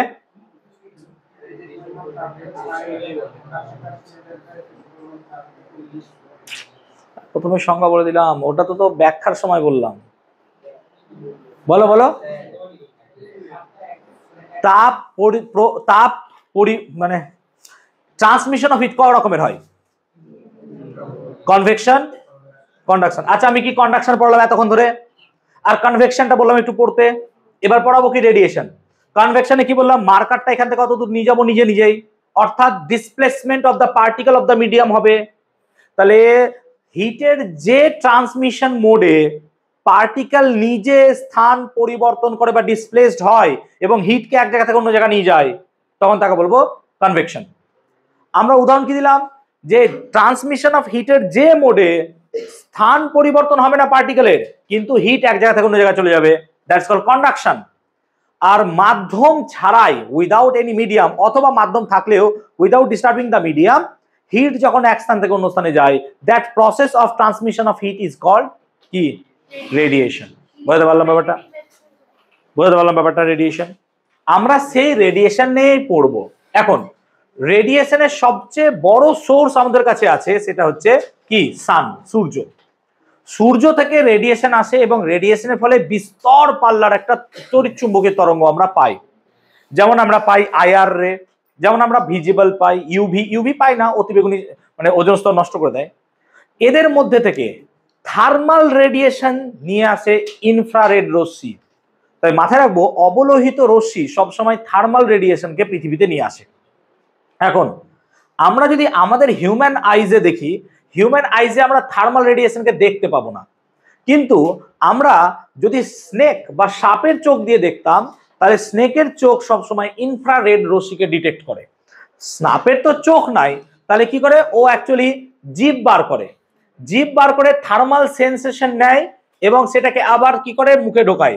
তার ফলে ওই থার্মাল সেন্সটা ততক্ষণে যতটুকু পায় ও ওইটা দিয়ে মস্তিষ্কে একটা ছবি বানায়। সেজন্য ও আমাকে এইভাবে দেখবে না, অ্যাকচুয়ালি আমাকে একটা আগুনের গোলার মতো দেখবে। এটা স্নেকের ভিশন। সিমিলারলি যদি হিউম্যান আইজের কথা ভাবো, প্লিজ শোনো, হিউম্যান আইজের কথা ভাবো, হিউম্যান আইজ যদি প্রথম 3 মাস কখনো কালার দেখতে পায় না, হিউম্যান আইজ প্রথম 3 মাস ব্ল্যাক অ্যান্ড হোয়াইট সব দেখে। আফটার 3 মান্থ সে প্রথম যে কালার দেখে সেটা হচ্ছে রেড, লাল। সেগুলো তোমরা হয়তো বায়োলজিতে পড়েছো, আমি ঠিক জানি না পড়েছো কিনা। সো অ্যাকচুয়ালি তাই হয়। সো এরকম ভাবে আমাদের যে আইজ বা গঠন কোনো একটা বস্তুকে সেন্স করার, সেটা বিভিন্ন রকম ভাবে কাজ করে। তো থার্মাল রেডিয়েশন অ্যাকচুয়ালি কি, আমাদের দেহ থেকে যখনই তাপ বেরোচ্ছে তার মানে থার্মাল রেডিয়েশন অলওয়েজ হচ্ছে, এবং এটা আমাদের চোখে ভিজিবল হবে না। এখন এই থার্মাল রেডিয়েশন যখন কোনো এক জায়গা থেকে হচ্ছে, তার রেডিয়েশনটা কিভাবে হয়? তার নর্মালি আমরা দেখছি সূর্য থেকে পৃথিবীতে তাপ আসছে by means of any media. কোনো মিডিয়া আছে? নেই, কারণ পৃথিবী আর সূর্যের মাঝে তো শূন্যস্থান। তাহলে অ্যাকচুয়ালি থার্মাল রেডিয়েশন ভ্যাকুয়ামের মধ্য দিয়েই হবে। সো থার্মাল রেডিয়েশনের যদি কিছু প্রপার্টি আমাকে লিখতে হয়, থার্মাল র্যাড লিখলাম। রেডিয়েশন 1 নাম্বার, এবার একটা ভ্যাকুয়ামে চলাচল করবে। শুধু ভ্যাকুয়াম নয়, কোনো মিডিয়াম থাকলে তার মধ্য দিয়েও যেতে পারবে, বাট মিডিয়ামকে ডিস্টার্ব করবে না। অর্থাৎ মিডিয়ামকে কোনো রকমের ডিস্টার্ব করবে না, মিডিয়ামকে ডিস্টার্ব করা ছাড়া এমনি চলতে থাকবে। 2 নাম্বার কি হতে পারে, যে এবারটা ফোটন কণাকে ভর করে। ফোটন অর্থাৎ ফোটনকে নেয়, ফোটনের মধ্য দিয়ে এনার্জিটাকে নিয়ে আসে। এবং আমরা জানি ফোটনের ভেলোসিটি মানে আলোর ভেলোসিটি কত হয়, 3 × 10⁸ মিটার পার সেকেন্ড, এই ভেলোসিটি নিয়ে এসে চলে। তাহলে আমরা থার্মাল যে রেডিয়েশন হয়, সেই থার্মাল রেডিয়েশনের ক্ষেত্রে আমরা দেখলাম এই রকম ফেনোমেনা বা এরকম কিছু প্রপার্টিজ, এরকম আরো 1 2 4 হবে, 3 হবে, 4 লিখলাম কেন, ঠিক আছে। সো এরকম কিছু প্রপার্টিজ আছে, আরো কিছু প্রপার্টি আছে তোমরা দেখবে তাপীয় বিকিরণের, তোমরা এখান থেকে দেখে নিতে পারো, ঠিক আছে। আমরা এখন পড়বো তাপ বিনিময়। আমরা এখানে ট্রান্সমিশন পড়ছি, তাহলে রেডিয়েশনের ফলে তাপ বিনিময় হয়, অবভিয়াসলি হতে পারে। কিভাবে হতে পারে? ছোটবেলায় একটা উদাহরণ, যে আমরা যদি উনুন জ্বালাই, ভালো করে শুনবে, ধরো আমরা এখানটাতে আগুন জ্বালিয়েছি, বনফায়ার ভাবতে পারো, ঠিক আছে, তোমরা অবশ্যই করবে বনফায়ার। এবার এখানে কি হচ্ছে, আগুন জ্বালাচ্ছি, আগুনটাকে লাল কালিতে দিই, কাইন্ড অফ আগুন, আগুন জ্বলছে। এবার দেখ, বল ধৃতিমান, এইটা আগুন জ্বালিয়েছি। এবার আগুন জ্বালালে আমরা হাত 2 জায়গায় রাখতে পারি, এক সাইডে আর এক উপরে। কোথায় গরম বেশি লাগবে বল? এবার উপরে তাপ যাচ্ছে, কি প্রসেসে উপরে তাপ যাচ্ছে বল? কটা প্রসেস শেখালাম? বিকিরণ, পরিচলন, পরিবহন। কোনটাতে যায় বল? ভেবে বলবি, ক্লাস 8 এর প্রশ্ন এটা। বিকিরণ, এখানটাতে বিকিরণ যায়, সবাই বলছে ঠিক, রাজি? এখানে বিকিরণ পদ্ধতিতে যায় না, রেডিয়েশন তো বিকিরণ। এইদিকে তাকা, এখানে কি, শুনে রাখ, এখানে কি পদ্ধতিতে তাপ যায়? দেখ, এখানে যে পার্টিকেল গুলো আছে সেগুলো সবচেয়ে বেশি গরম, এই গরম পার্টিকেল গুলো উপরে চলে যাচ্ছে, আর উপরের ঠান্ডা পার্টিকেল গুলো নিচে আসছে। তাহলে এই সমস্ত জায়গায় যে গরম পাচ্ছ, সেটার ওয়ান অফ দা রিজন হচ্ছে কনভেকশন।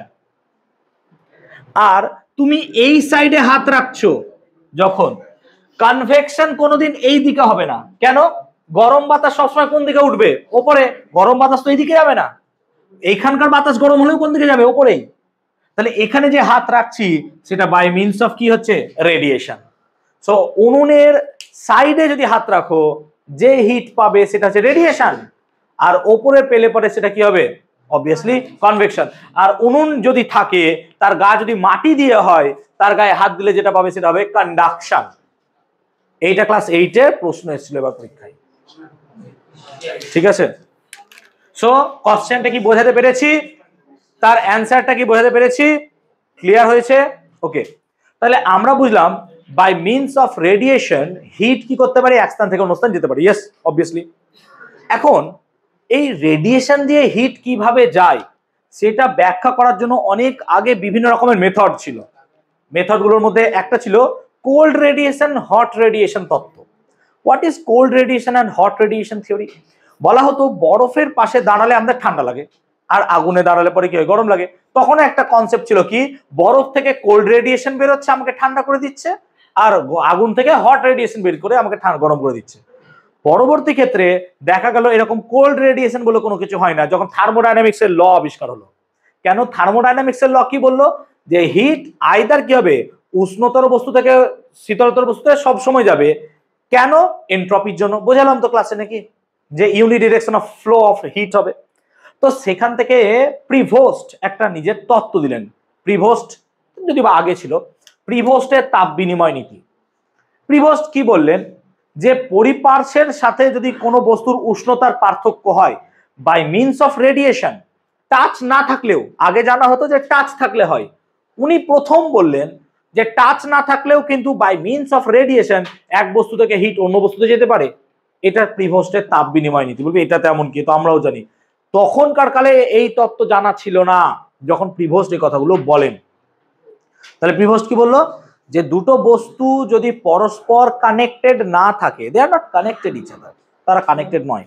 তো দুটো বস্তু যদি পরস্পর কানেক্টেড নাও থাকে, তাহলে পরে এই দুটো বস্তুর মধ্যে কি হতে পারে, একটা জায়গায় হিট আর একটা জায়গায় আসতে পারে, ঠিক আছে, উইদাউট টাচিং ইচ আদার। দুজনকে যদি টাচ নাও করি, সেই টাচ না করেও রেডিয়েশনের মারফত হিট এক স্থান থেকে অন্য স্থান যেতে পারে।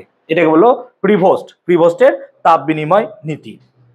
এখন তাহলে কোনো একটা বডি থেকে যখন হিট যাচ্ছে, তাহলে সেটাকে কি বলি আমরা, রেডিয়েশন বা রেডিয়েটেড ওয়েভ। তার মানে ধর কথা মানে বলছি, এটা একটা যে কোনো বডি, সেই বডিটা তাপ ছাড়ছে, তাহলে এই বডিটা তাপ ছাড়ছে। আর ধরো এটা একটা বডি যে তাপ নিচ্ছে, তাহলে এই যে তাপ ছাড়ছে এটাকে বলবো আমরা রেডিয়েশন, বিকিরণ।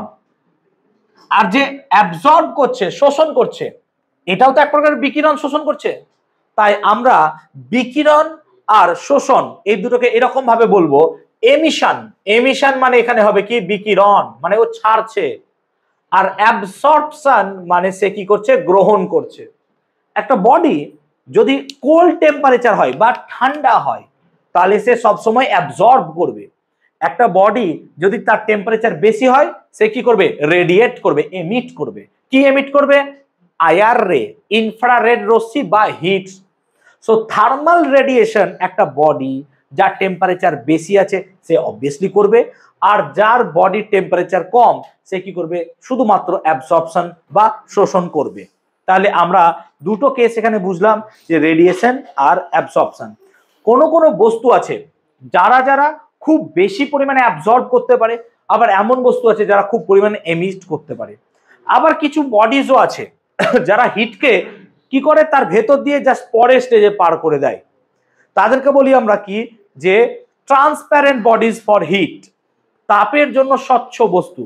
যেমন দেখবি যদি ছাতাটা ওপরের দিকটা কালো, ভেতরের দিক সাদা করা হয়, কিন্তু এরকম যদি করা হয় ওপরও সাদা ভেতরও সাদা, সাদা টাইপের একদম পুরো, বা এরকম ভাবতে পারিস যে ট্রান্সপ্যারেন্ট হয়, তো এক সময় ট্রান্সপ্যারেন্ট কখন হয়, রোদ আটকানোর জন্য নয়, বর্ষাকালে বৃষ্টি আটকানোর জন্য।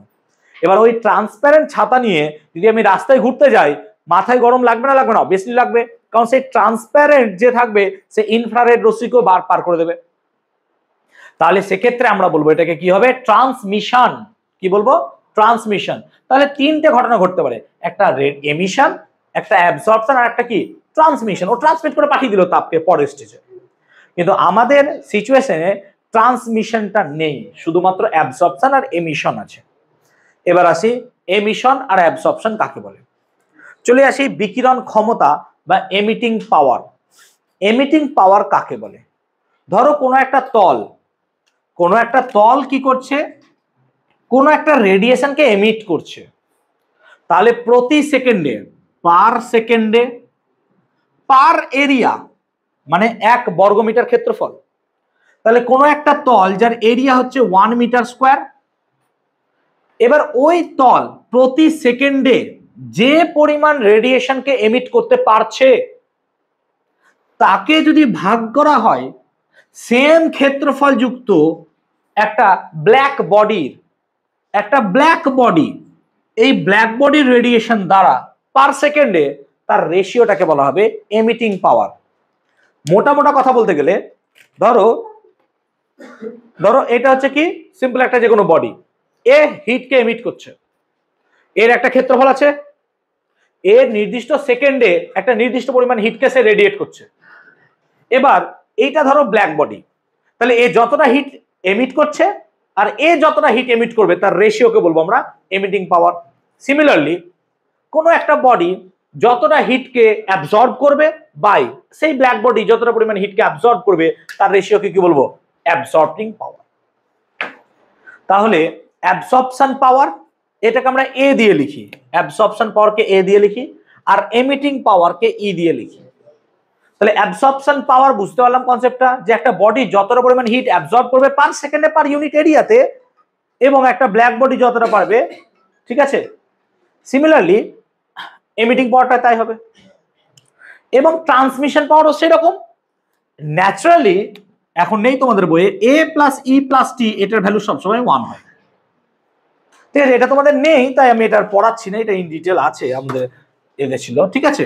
সো এখন এই হলো অ্যাবজর্পশন পাওয়ার আর এমিশন পাওয়ার। এখন কোনো একটা বডি যে বেশি পরিমাণে এমিট করতে পারে না, সে অ্যাবজর্বও করতে পারে। সেজন্য বলা হয় যে উত্তম শোষক সে উত্তম বিকিরক। তার মধ্যে সবচেয়ে ভালো উদাহরণ হচ্ছে ব্ল্যাক। যে কোনো একটা ব্ল্যাক বডি, কালো রঙের বস্তু, কালো রং যার, সে কি করবে বেশি পরিমাণে হিট অ্যাবজর্ব করতে পারবে। সিমিলারলি সে বেশি পরিমাণে হিটকে রেডিয়েটও করতে পারবে। সেই জন্য আমরা যখন জমিতে চাষ করতে যাই, গরুর রঙও তো হয়, গরুর রং সাদা হয়, গরু কি হয় লাল রঙের হয়, ব্রাউন কালার, ঠিক আছে, ব্রাউন কালারের হয় তো, ঠিক আছে। আচ্ছা ব্রাউন কালারের হয় আচ্ছা গরু একটু গ্রেইশ টাইপেরও তো হয়। সেই জন্য জমিতে চাষ করার জন্য সব সময় সবচেয়ে ভালো গরু হচ্ছে হোয়াইট, সাদা। কেন সাদা গরু? কারণ সে বেশি পরিমাণে হিটকে অ্যাবজর্ব করবে না। এরকমই আরো একটা প্রজাতি হয় মোষ, মোষ বলে তো, মহিষ যাকে বলে মোষ, ঠিক আছে। মোষ দেবে কালো, মানে কালা কালুয়া কালো একদম মোষ, ঠিক আছে আস্তে। এবার মোষকে দিয়ে না কোনোদিন জমি চাষ করা যায় না। কেন? মোষ একটু যাবে তো দিয়ে বাস শুয়ে পড়বে, পারবে না ও। কেন? এত রোদ সহ্য করতে হয় না, কারণ একে তো কালো স্কিন, ও পুরো রশ্মিকে অ্যাবজর্ব করবে।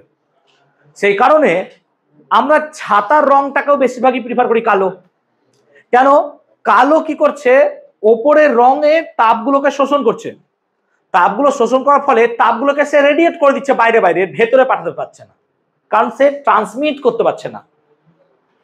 তো যে সমস্ত পদার্থ ভালো শোষক হয় তারা ভালো বিকিরক। আবার সিমিলারলি যারা মন্দ শোষক তারা মন্দ বিকিরক। যেমন হোয়াইট, হোয়াইট যদি আমরা দেখি সে একদম হিটকে শোষণ করতে পারে না, কারণ হিটের প্রায় 95% ও রিফ্লেক্ট করে দেয়, পাঠিয়ে দেয়। সো যেহেতু হবে না, সেজন্য গরমকালে আমাদের সাদা জামা পরলে আরাম লাগে, কারণ সে বেশি তাপ ধরতে পারে না। আর গরমকালে কালো ড্রেস পরা মানে খুব কষ্টদায়ক জিনিস, তাও আমরা কষ্ট করে পরি লোককে দেখানোর জন্য, whatever, but white dress is best in terms of summer. ঠিক তো? ক্লিয়ার হয়েছে কনসেপ্টটা? বুঝতে পেরেছি? ওকে, আমরা এবার আলোচনা করব ফেরির, আস্তে একটু কথা বলো, ফেরির ব্ল্যাক বডি। একটা ব্ল্যাক বডি কাকে বলে? যে কোনো কালো বস্তু তাকে ব্ল্যাক বডি বলবো। এনি কালো, ঐশী যে ড্রেস পরে আছে কালো, সেটাও ব্ল্যাক বডি। আমার যে পেনের এই ছিপি সেটাও ব্ল্যাক বডি, এভরি ব্ল্যাক। এবার সব ব্ল্যাক কিন্তু সেম ব্ল্যাক নয়, এবার বিভিন্ন রকমের ব্ল্যাক হয়। দেখবে অনেক সময় এমন ব্ল্যাকও পাওয়া যায় যেগুলো একদম অন্ধকারের মতো লাগে, আবার এমন ব্ল্যাকও পাওয়া যায় একটু হালকা গ্রেইশ ভাব থাকে। এবার যেমন ব্ল্যাক নেবে তেমন তার অ্যাবজর্পশন পাওয়ার বা এমিটিং পাওয়ার থাকবে। যদি ব্ল্যাক আলাদা হয় তাহলে তার অ্যাবজর্পশন বা এমিটিং পাওয়ার আলাদা হবে, কারণ এটা ডিপেন্ড করছে সেই ম্যাটেরিয়ালের উপর। এরকমই একটা ব্ল্যাক হয় প্ল্যাটিনাম ব্ল্যাক, কার্বন ব্ল্যাক। এই সমস্ত ব্ল্যাকের অ্যাবজর্পশন বা এমিটিং পাওয়ার প্রায় 99%। এরকমই একটা ব্ল্যাক বা বডি সাইন্টিফিক্যালি বানানোর চেষ্টা করেছিলেন বিজ্ঞানী ফেরি, এটাকে বলা হয় ফেরির ব্ল্যাক বডি। সেটাকে একটু বোঝানোর চেষ্টা করছি। দেখো ফেরির ব্ল্যাক বডি কি করলেন, এরকম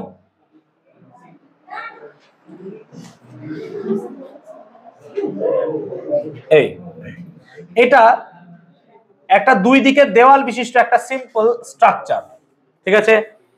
এবার আস্তে এই দুটো দেওয়ালের মাঝে আছে বায়ু। কি এত কথা বলছিস কেন শুভজিৎ, কি হয়েছে? ঠিক আছে, এই দুটো দেওয়ালের মাঝে কি আছে? বায়ু আছে। ক্লিয়ার? আমি কি করলাম, ভেতরটাকে পুরো কার্বন ব্ল্যাক বা প্ল্যাটিনাম ব্ল্যাক দিয়ে দিলাম, আর বাইরেটাকে পুরো নিকেল দিয়ে দিলাম। এবার ধরো একটা রেডিয়েশনকে যদি এখানে ভেতরে ঢোকানো হয়, সে একটা রেডিয়েশনকে আমি ভেতরে ঢোকালাম লম্বভাবে। এবার লম্বভাবে ঢুকিয়েছি মানে সে লম্বভাবে পড়লে লম্ব বেরিয়ে যাবে, ইয়েস অর নো? কিন্তু আমি ওকে বেরোতে দেবো না। কিভাবে? আমি কি করলাম, এখানে একটা ট্রায়াঙ্গেল শেপ রেখে দিলাম। তার ফলে কি হবে, যখনই এখানে এসে সে পড়বে ও এখান থেকে রেডিয়েট হয়ে বেরিয়ে যাবে, ইয়েস অর নো? এবার এখান থেকে রেডিয়েশন হওয়ার পর সে এইখানেই ঘুরতে থাকবে আনটিল সে যদি লম্বভাবে পড়ে তবেই লম্বভাবে বেরোতে পারবে, ইয়েস অর নো? আর ওই বডিটার বা ওই রেডিয়েশনের এখানে লম্বভাবে পড়ার চান্স খুবই কম, কারণ এই একটা ছিদ্র দিয়েই তো ঢুকিয়েছি ওকে। তাহলে এই রেডিয়েশনটা আর এখানে লম্বভাবে পড়বেও না, আর লম্বভাবে বেরোতেও পারবে না, সেজন্য এই রেডিয়েশনটা এখানে ট্র্যাপ হয়ে গেল। তাহলে কোন একটা রেডিয়েশন যেখানে ট্র্যাপ হয়ে যাবে সেটাকে কি বলি? Black body. তো তাহলে এটাও কি একটা ব্ল্যাক বডি? ইয়েস, অবভিয়াসলি এটা একটা ব্ল্যাক বডি। তাহলে এটা একটা ব্ল্যাক বডি যার কার্বন বা যার রেডিয়েশন অ্যাবজর্পশন পাওয়ার প্রায় 99.99%। এরকম একটা ব্ল্যাক বডি, ফেরির ব্ল্যাক বডি। এবং এটাকে অনেক সময় আদর্শ কৃষ্ণ বস্তু বলা যায়। কৃষ্ণ বস্তু সবসময় রেডিয়েশনকে অ্যাবজর্ব করবে, ও কোনো কিছুকে ছেড়ে দেয় না, এমিট করে। সেই জন্য আমরা যখন কোনো একটা মহাকাশে দেখেছি স্টারকে কেউ খেয়ে নিচ্ছে, তাকে চোখে দেখা যাচ্ছে না, তারও নাম আমরা ব্ল্যাক হোলই দিয়েছি। কারণ কি, সেটা দেখতেও কিছু পাওয়া যায় না, অন্ধকার। বেসিক্যালি ব্ল্যাক মানে সেটা হচ্ছে অ্যাকচুয়ালি কোনো কিছু নেই ওখানে, আমরা ধরে নিই। ঠিক আছে, কনসেপ্টটা কি বোঝাতে পেরেছি আমরা? ওকে, এখন বিকিরণ ও শোষণের কয়েকটা দৃষ্টান্ত এখানে আছে, তোমরা একটু দেখে নিও। গ্রিন হাউস ইফেক্ট আছে, এগুলো আর পড়াচ্ছি না। গ্রিন হাউস ইফেক্ট বুঝো তো, কাঁচ নির্মিত ঘরে এটসেট্রা এটসেট্রা। আমরা স্টিফানের সূত্র দিয়ে পড়ানো শুরু করছি। গ্রিন হাউস পড়াতে হবে না তো, বলতে হবে গ্রিন হাউস কাঁচে নির্মিত ঘর, সূর্যের আলো ঢুকছে কিন্তু বেরোতে পারছে না, লাইক দিস। ওকে, আমরা এবার আলোচনা করব স্টিফানস ল। স্টিফানস ল কি বললেন?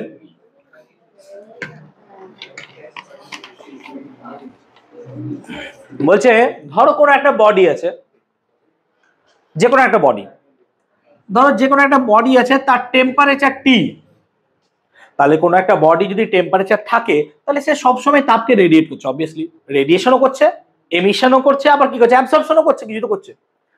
বলছে এই বডিটা টি টেম্পারেচার থাকলে পরে সে প্রতি সেকেন্ডে প্রতি বর্গমিটার ক্ষেত্রফলে যে পরিমাণ হিটকে রেডিয়েট করবে that should be equal to sigma T to the power 4।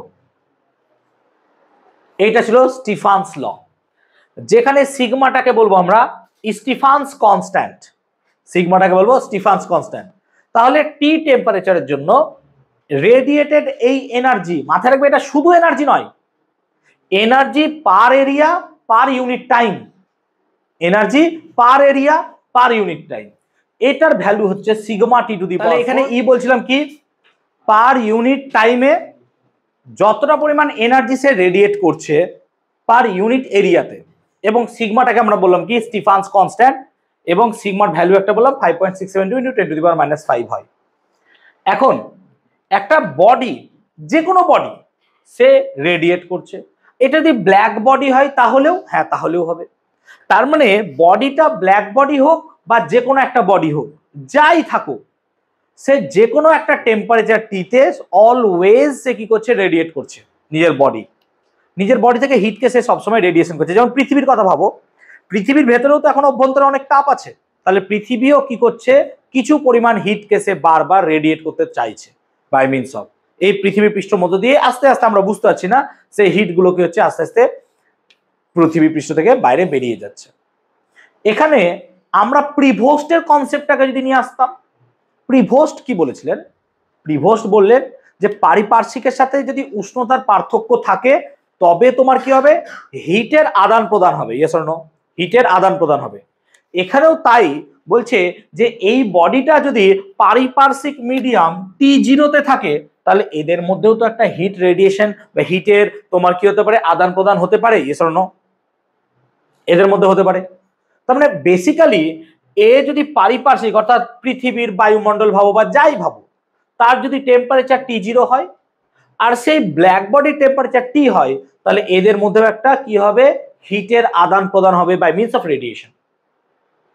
এবং তার ভ্যালু কত হবে, না তো তার ভ্যালু হবে E should be equal to sigma T⁴ minus T⁴। এবার এখান থেকে কনসেপ্ট চলে এলো, যদি টি এর মান বেশি হয় আর T0 এর মান কম, তাহলে বডিটা হিটকে এমিট করবে, ইয়েস অর নো? ই এর মান পজিটিভ। আর যদি টি এর মান কম T0 এর মান বেশি হয়, তাহলে বডি হিট অ্যাবজর্ব করবে, কারণ ই এর মান নেগেটিভ হয়। তাহলে এই একটা সূত্রের সাহায্যে আমি আগের সমস্ত সূত্রগুলোকে ব্যাখ্যা করতে পারছি। এবং এই এমিশন পাওয়ার আর অ্যাবজর্পশন পাওয়ার নিয়ে কিরচফ বা কারশফ একটা সূত্র দিয়েছিলেন, তাকে বলে কিরচফস ল। তিনি বলছেন যে কোনো একটা বডির এমিসিভ পাওয়ার আর অ্যাবজর্পশন পাওয়ার এর রেশিও সব সময় ধ্রুবক হয়। তো যে কোনো একটা বডির এমিসিভ পাওয়ার আর অ্যাবজর্পশন পাওয়ারের রেশিও অলওয়েজ কি হবে, কনস্ট্যান্ট। তাহলে আমরা কিরচফস লটাও এখানে দেখলাম, small E by capital A should be equal to capital E, obviously.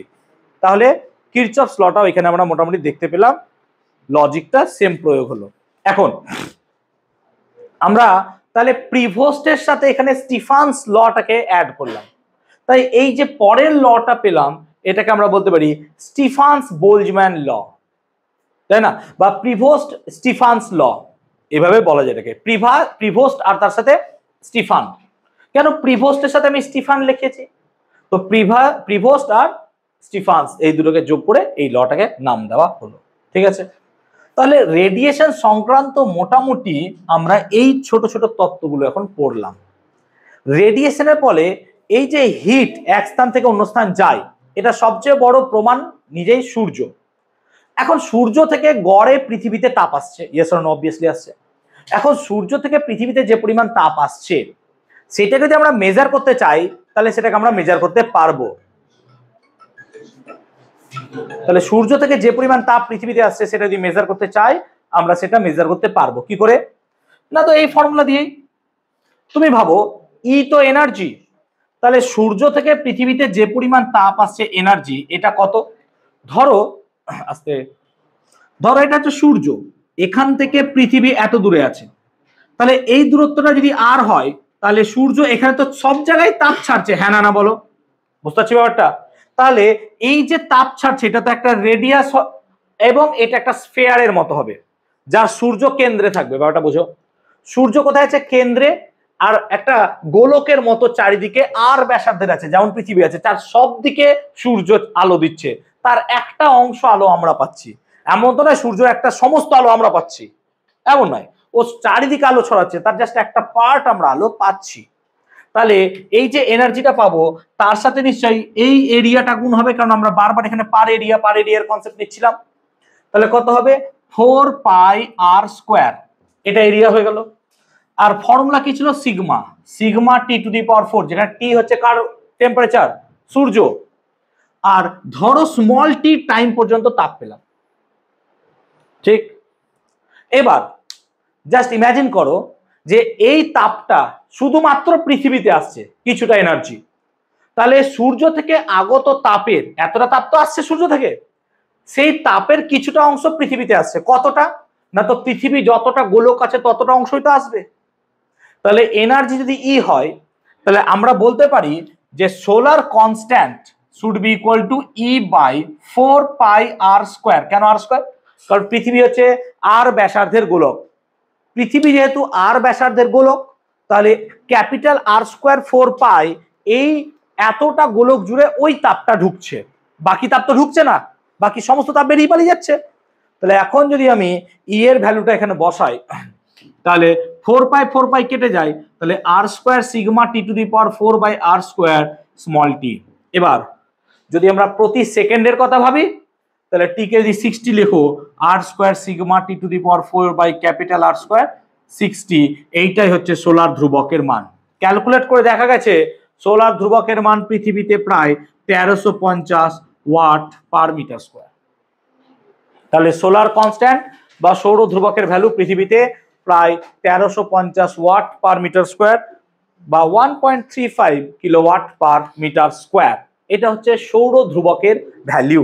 বুঝতে পেরেছি কনসেপ্টটা? কনসেপ্ট কি ছিল না, তো সূর্য চারিদিকে তাপ দিচ্ছে, তার একটা পার্ট আমরা পাচ্ছি না, তো সূর্য থেকে পৃথিবীর যে গড় দূরত্ব স্মল আর, সেইটা হচ্ছে তার area 4πr square sigma T to the power 40। এই পুরোটা সূর্য তাপ ছাড়ছে, তার কত অংশ 4πr স্কোয়ার, এতটা আমরা পৃথিবীতে পাচ্ছি, বাকিটুকু সোলার কনস্ট্যান্ট ক্যালকুলেট করুন। সোলার কনস্ট্যান্ট তাহলে কাকে বলে না, তো সূর্য থেকে আগত তাপ শক্তি কোনো 1 বর্গমিটার ক্ষেত্রফলের উপর পড়লে পরে প্রতি সেকেন্ডে যে পরিমাণ তাপ পাওয়া যায় সেটার মান 1350 জুল, সেটাকে বলি আমরা সৌর ধ্রুবক। ঠিক আছে, সো সোলার কনস্ট্যান্টের কনসেপ্টটা এখান থেকে আমরা মোটামুটি পড়লাম। আমরা আরেকটা পড়ব যেটা নিউটনের সূত্র। নিউটন কি? নিউটনস ল অফ কুলিং, নিউটনের শীতলীকরণ সূত্র।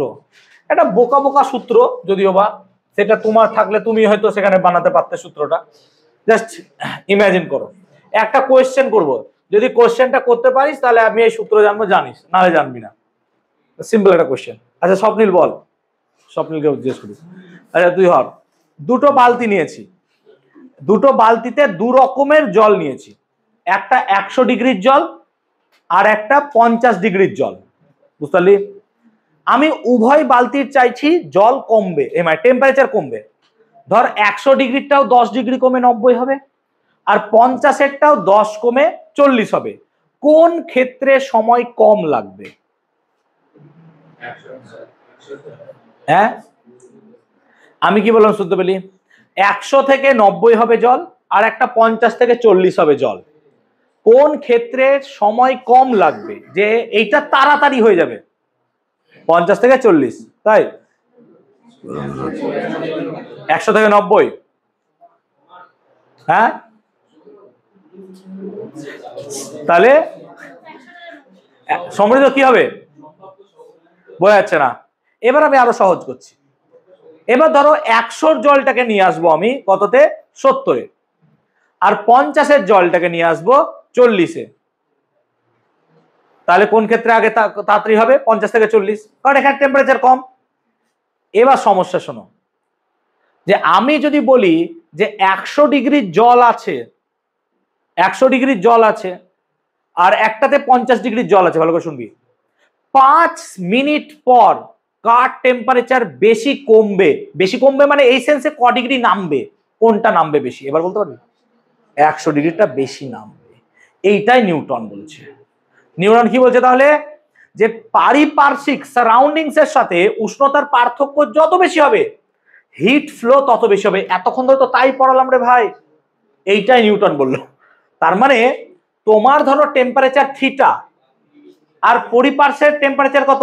থিটা 0, তাহলে থিটা মাইনাস থিটা 0, এইটাই তো টেম্পারেচার চেঞ্জ। এইটা হচ্ছে কার সাথে সমান? হিট প্রবাহের সাথে। সো আমরা লিখতে পারি dq proportional to dt is proportional to minus. Sir minus কেন দিলেন? কেন যত টাইম যাবে এটার মান আস্তে আস্তে কি হবে? কমবে, সেই জন্য মাইনাস দিলাম। So dq dt equal to কত হবে? এইটাই। ঠিক তো? বুঝতে পারলাম ব্যাপারটা? তাহলে অ্যাকচুয়ালি তাপ প্রবাহের হার dq dt এটা প্রপোর্শনাল টু মাইনাস কত হয়ে যাচ্ছে? আবার দেখ, এই যে তাপ বর্জন করছে, তাহলে জলের আপেক্ষিক তাপ, জলের ভর যদি থাকতো, তাহলে কি আমরা বলতে পারতাম dq সমান স্যার ms d থিটা, যেখানে d থিটা হচ্ছে উষ্ণতার চেঞ্জ? হ্যাঁ না বলবো? অবভিয়াসলি বলতে পারতাম। এবার উভয় পক্ষকে যদি t দিয়ে ভাগ করি বা dt দিয়ে ভাগ করি, তাহলে এটাই দাঁড়ায়, তাহলে dq dt সমান এটাও দাঁড়ায়। তাহলে লজিক্যালি এই দুটোকে যদি সমান করে দিই, তাহলে তুমি দেখতে পাচ্ছ যে যেহেতু এটা প্রপোর্শনাল, তাহলে এটাও প্রপোর্শনাল নাকি? তাহলে logically d theta by dt is proportional to minus কত? থিটা মাইনাস থিটা 0, এটার সাথে এটা প্রপোর্শনাল। ঠিক আছে, এখন তাহলে প্রপোর্শনালিটি তুললে কি আছে? একটা কনস্ট্যান্ট। আমরা ধরে নিলাম d থিটা বাই dt সমান minus c into theta minus theta 0। এখন আমি ধরছি এখানে যে let theta minus theta 0 should be equal to T, ধরলাম এটা theta minus theta 0 equal to T, আমি এটা ধরছি। তাই লজিক্যালি থিটা 0-র মান তো কনস্ট্যান্ট, কিন্তু থিটার মান চেঞ্জ হবে, আস্তে আস্তে কমবে। তাহলে এর যদি ডেরিভেটিভ করো তাহলে ডি থিটা এটার ভ্যালু কত হবে 0 শুড বি ইকুয়াল টু কত হবে ডিটি। তাহলে ডি থিটার জায়গায় আমি ডিটি বসাতে পারি। তাহলে logically dT by dt small t কিন্তু সমান কত মাইনাস সিটি, দেখো তাই হওয়া উচিত। তাহলে আমি এখান থেকে এটাও লিখতে পারি কি যে টি কে এইদিকে নিয়ে এলাম, তাহলে ডিটি বাই ক্যাপিটাল টি সমান মাইনাস সি ডিটি, এটাও লেখা যায়। এখন আমি যদি ইন্টিগ্রেট করি,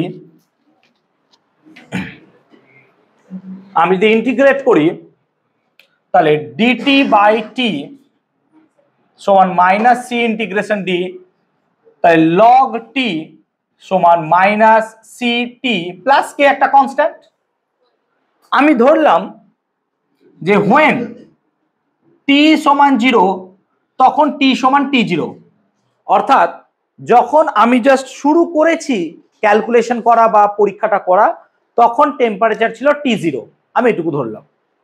তাহলে পরে আমি যদি ভ্যালু বসাই তাহলে ln T0 should be equal to minus c into 0 plus K, তাহলে এখান থেকে কে এর ভ্যালু পাওয়া গেল কত ln T0। এবার কে এর ভ্যালু যদি এখানে বসিয়ে দাও তাহলে তুমি পাচ্ছ ln T সমান minus city plus ln T0। তাহলে ln T0 এদিকে গেলে ln T minus ln T0 সমান মাইনাস সিটি, তার মানে ln T by T0 should be equal to minus CT. আমি যদি ln তুলে দিই, ln মানে ই বেস নাকি, তাহলে T by T0 should be equal to e to the power minus ct. অতএব final temperature T should be equal to e to the power minus ct. তাহলে exponentially সেটা কমতে থাকবে, সেটা কমতে থাকবে। তাহলে capital T equal to T0 e to the power minus ct. বুঝতে পারলাম ব্যাপারটা? তাহলে এখান থেকে দেখ যে নিউটন যেটা বলেছিলেন যে এক্সপোনেনশিয়ালি আস্তে আস্তে কমতে থাকবে, ফ্যাক্ট হচ্ছে কি যে লজিক যে আমার 100 থেকে 90 যত তাড়াতাড়ি কমবে 90 থেকে 80 অত তাড়াতাড়ি কমবে না, ইটস এক্সপোনেনশিয়াল ডিকে হতে থাকবে। বুঝতে পারলাম ব্যাপারটা? লজিকটা ক্লিয়ার করতে পারলাম? ওকে, তাহলে আমরা দেখলাম যে পরিপার্শ্বের সাথে temperature difference T minus T0 এটা কার সাথে না, তো এনার্জি প্রতি সেকেন্ডে যত পরিমাণ ডিসিপেট হচ্ছে ছেড়ে দিচ্ছি ডিকিউ ডিটির সাথে proportional. Is it right? Obviously. তাহলে আমরা স্টিফানস ল পেয়েছিলাম। কি হয়েছে ইন্দ্র, কি বলছো তো কথা? একটু পরে বলো না, 15 মিনিট পর ছেড়ে দেবো বাবা। আর না বলে ছেড়ে দাও, পড়ে নিও বাকিটা বাড়িতে তোমরা। সিরিয়াসলি ভাই, একটা পড়ানোর মুডটাকে নষ্ট করে দিস।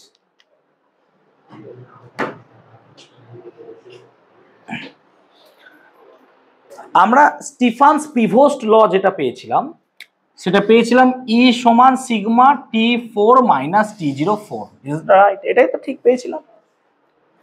আচ্ছা, এই এনার্জিটা কি পার ইউনিট টাইমে পার ইউনিট এরিয়াতে যতটা এনার্জি বেরোচ্ছে, ঠিক তো? এটাই তো। আমি যদি এটাকে এভাবে লিখি কি হতে পারে, টি স্কোয়ারের হোল স্কোয়ার মাইনাস T0 স্কোয়ারের হোল স্কোয়ার।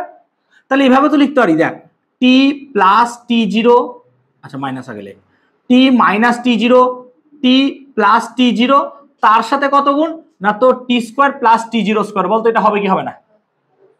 কারণ এটা মানে তো আলটিমেটলি সেটাই। ক্লিয়ার তো?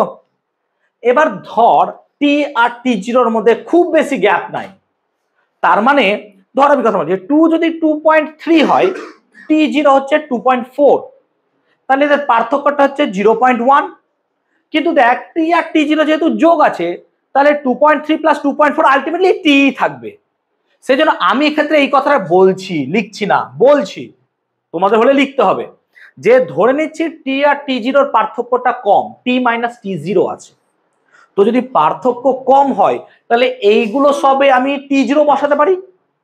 তো এইগুলোতে সবে যদি আমি T0 বসাই তাহলে পরে ই এর ভ্যালু দাঁড়ায় টি মাইনাস T0, তাহলে T0 স্কোয়ার, আর এটাও কত হয়ে যাবে তাহলে 2T0 স্কোয়ার। ঠিক তো?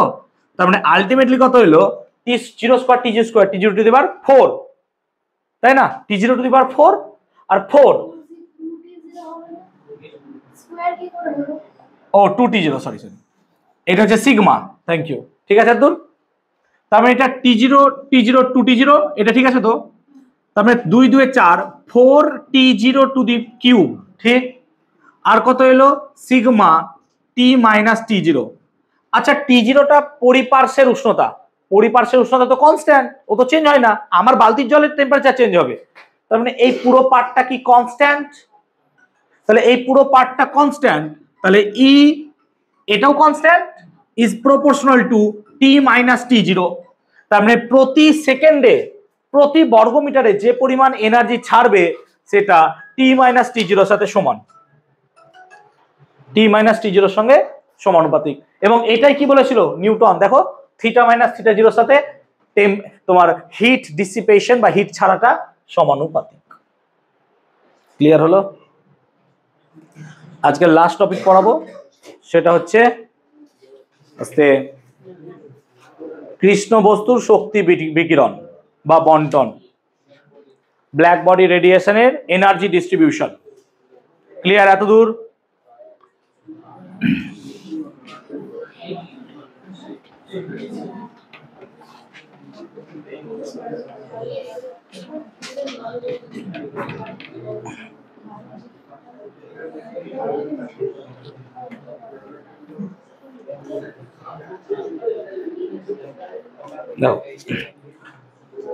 আমরা যদি কোনো একটা ব্ল্যাক বডিকে তার উপর এনার্জি দেই, তাহলে সে কি করবে? অ্যাবজর্ব করবে।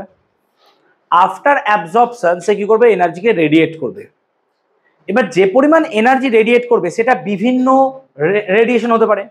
বিভিন্ন রেডিয়েশন ইন দ্য সেন্স যে তোমার সব সময় আয়ারই হবে এরকম কোনো মানে নেই, অন্য কিছু হতে পারে। আবার ব্ল্যাক বডিকে যদি বিভিন্ন টেম্পারেচারে আলাদা আলাদা ভাবে উত্তপ্ত করি তাহলে রেডিয়েশনের মানও আলাদা হবে, রেডিয়েশনের ইন্টেন্সিটিও আলাদা হবে। ফর এক্সাম্পল, একটা যে কোনো ব্ল্যাক বডিকে যদি আমি 500 ডিগ্রি সেলসিয়াসের টেম্পারেচারে উত্তপ্ত করি, তার যে পরিমাণ এনার্জি বেরোবে নিশ্চয়ই 1000 করলে তার থেকে অনেক বেশি বেরোবে, T⁴ ভাই। তাহলে আমি যদি এনার্জি কতটা পরিমাণ পাচ্ছি তার ইন্টেন্সিটির সাথে, ভালো করে শোন, যতটা পরিমাণ এনার্জি পাচ্ছি তার ইন্টেন্সিটি, তীব্রতা, কত আলো আসছে। একটা কয়লাকে পড়লে দেখবি গনগনে লাল আলো বেরোয়, এটা কি রেডিয়েশন? তো তাহলে ইন্টেন্সিটি অফ দ্যাট রেডিয়েশন, তার সাথে যে আমি ল্যামডা অর্থাৎ তরঙ্গ দৈর্ঘ্যের গ্রাফকে প্লট করতে চাই, গ্রাফটা ঠিক এই রকম দেখায়। আমি এটাকে ই ল্যামডা লিখলাম, ল্যামডা গ্রাফটা ঠিক এই রকম দেখায়।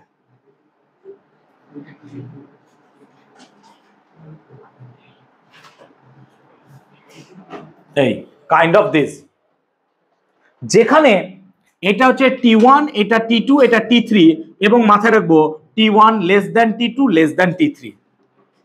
তার মানে তুমি দেখতে পাচ্ছ টেম্পারেচার যত আমি বেশি করছি আমার গ্রাফের ইন্টেন্সিটি দেখো তত পিক হচ্ছে। Yes or no?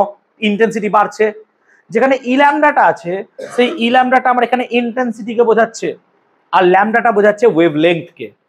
তাহলে এখানে যত আমি টেম্পারেচার বাড়াচ্ছি আমার ইন্টেন্সিটি কিন্তু তত বাড়ছে ই ল্যামডা। তার সাথে সাথে এমন হয়েছে যে টেম্পারেচার বাড়ার সাথে সাথে দেখো যে পিক পয়েন্ট গুলো, ভালো করে দেখবে, আমি ভুলভাল আঁকিনি কিন্তু, ভেবো না, যে পিক পয়েন্ট গুলো দেখো শর্টার ওয়েভলেংথের দিকে শিফট করে গেছে, অর্থাৎ পিক পয়েন্ট গুলো দেখো বাঁ দিকে সরে গেছে। তার মানে আমি যখন কোনো একটা ব্ল্যাক বডিকে উত্তপ্ত করব, সো সেই ব্ল্যাক বডির উত্তপ্ত হওয়ার ফলে যে পরিমাণ রেডিয়েশন দেবে সেই রেডিয়েশনের একটা বিশেষ কার্ভ পাওয়া যাবে। বিশেষ কার্ভটা এইরকমই ফলো করবে। কেমন? ন্যাচারালি কার্ভটা ফলো করা উচিত এইরকম, এই কার্ভ ফলো করবে। এবার কত হবে? তুমি টেম্পারেচার বাড়াও তাহলে এটা আস্তে আস্তে শিফট করতে করতে এদিকে যাবে। তার মানে যত আমি বেশি একটা বডিকে টেম্পারেচার দেব তার কাছ থেকে যে রেডিয়েশন পাওয়া যাবে সেটা তত কম হবে ল্যামডা।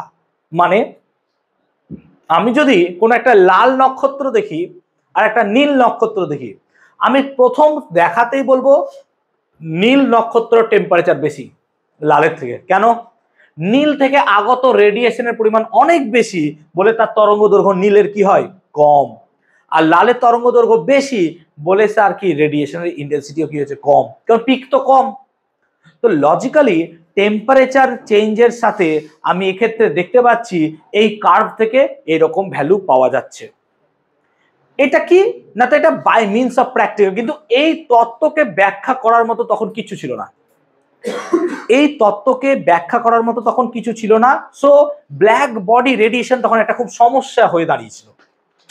2 নম্বর, তোমরা পড়েছো কিনা জানি না, ডিবাই এর সলিড স্টেটের স্পেসিফিক হিটের কনসেপ্ট।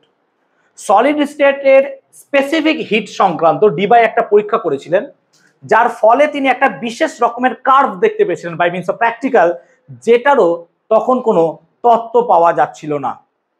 সো সেটারও কোনো তত্ত্ব পাওয়া যাচ্ছিল না। অ্যান্ড 3 নম্বর, আইনস্টাইনস ইকুয়েশন। আইনস্টাইন কি বললেন, বা photoelectric effect, sorry Einstein বলা ভুল, যে কোনো একটা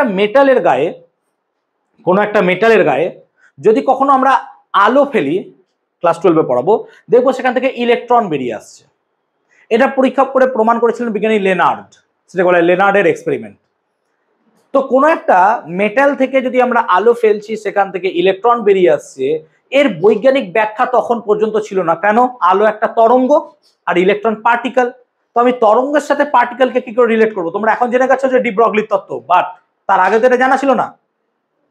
তখন এই 3টা ফেনোমেনা মিলে ক্লাসিক্যাল ফিজিক্সকে বলেছিল যে ক্লাসিক্যাল ফিজিক্স প্রায় শেষ, it's the end of physics. কারণ মোটামুটি আমরা একটা টার্মিনাল পয়েন্টে পৌঁছে গেছি, এরপর ফিজিক্সের আর নতুন কোনো ব্যাখ্যা আসছে না। তখনও কিন্তু কোয়ান্টাম মেকানিক্স আসেনি। তো এই রকম সমস্যার কারণে বা এই রকম ঘটনার জন্য বিজ্ঞানীরা খুব চিন্তিত হয়ে গেল, এবং সেই সময় অনেক বিজ্ঞানী এগুলোর ওপরই রিসার্চ করে যাচ্ছিলেন, কিন্তু এগুলোর কোনো সুরাহা পাওয়া যাচ্ছিল না। সেই জন্য তখন অ্যাকচুয়ালি ফিজিক্সে সেই রকম ভাবে তুলনামূলক আবিষ্কার হয়নি যেটা আগে আবিষ্কার হচ্ছিল। পরবর্তী ক্ষেত্রে বিজ্ঞানী ম্যাক্স প্লাঙ্ক তার কোয়ান্টাম থিওরিকে নিয়ে এলো। কোয়ান্টাম থিওরি কি ছিল? জাস্ট কিছু রাশিগুলোকে আমরা কোয়ান্টাইজড করলাম। যেমন অ্যাঙ্গুলার মোমেন্টাম কোয়ান্টাইজড, যেমন কি হচ্ছে কোন একটা ইলেকট্রন কোথায় থাকবে, কোয়ান্টাইজড। অ্যাঙ্গুলার মোমেন্টাম, এইগুলো সমস্ত ওরিয়েন্টেশন কোয়ান্টাইজড করলাম। তার ফলে কি হলো, এই যে তত্ত্বগুলো যেটা ক্লাসিক্যাল ওয়েতে মিলছিল না, সেটা আমাদের কোয়ান্টাম থিওরিতে ইজিলি মিলে গেল।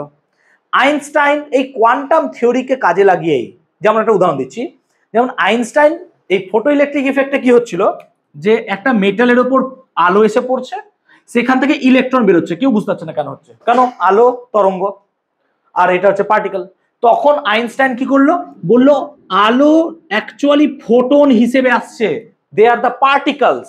এক একটা পার্টিকেল ফোটন এইচ নিউ পরিমাণ এনার্জি ধরে নিয়ে আসছে। এবার যখন এই এইচ নিউ এনার্জি এখানে আসছে, তো এইটা ইলেকট্রন হলে এই এইচ নিউ এনার্জিটা ইলেকট্রনে যাচ্ছে, যাওয়ার ফলে দুটো ঘটনা হতে পারে। এক, ইলেকট্রনটার সঙ্গে এইচ নিউ ধাক্কা মেরে কমপ্লিটলি রিফ্লেকশন হয়ে বাইরে বেরিয়ে চলে আসতে পারে। আর 2 নম্বর হতে পারে কি, যে কিছু এনার্জি একে দিয়ে দিল। তাহলে কিছু এনার্জি দিয়ে দিলে কি হবে, সে এখান থেকে বাইরে বেরিয়ে চলে আসছে। তাহলে অ্যাকচুয়ালি আইনস্টাইন আমাদের বিকিরণের কোয়ান্টাম তত্ত্বকে কাজে লাগিয়েছিল, তার ফলে ফটো ইলেকট্রিক ইফেক্টকে ঠিক করেছিল। এরকম ভাবে আরো বিজ্ঞানী যারা আছেন তারা এগুলোকে সবকে কাজে লাগিয়েছিলেন।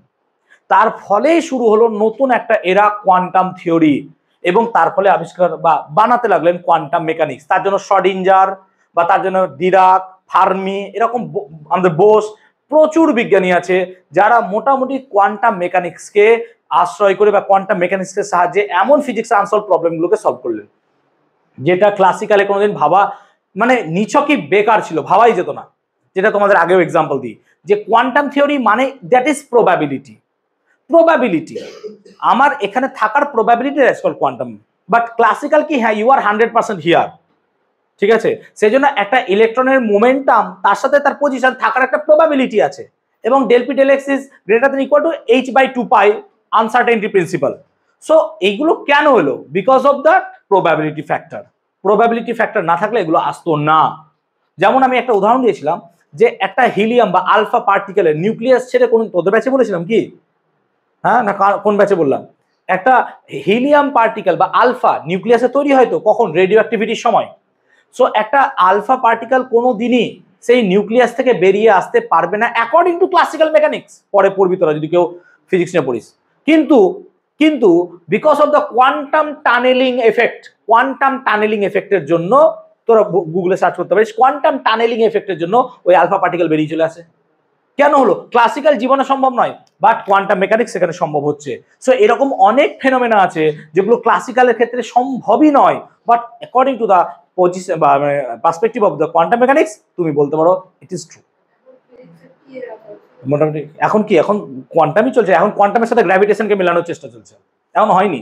কোয়ান্টামের সাথে গ্র্যাভিটেশনকে মেলানোর চেষ্টা চলছে, যেটা হয়নি। কেন? গ্র্যাভিটেশন বিশাল বড় বডির ক্ষেত্রে কাজ করে, আর কোয়ান্টাম ছোট ছোট বডির ক্ষেত্রে কাজ করে। সো এই দুটোকে মেলানো হবে। এখন দেখা যাক, গ্র্যাভিটেশনের জন্য কাজ করছে তোমার গ্র্যাভিটন, আর কোয়ান্টামের ক্ষেত্রে ফোটন।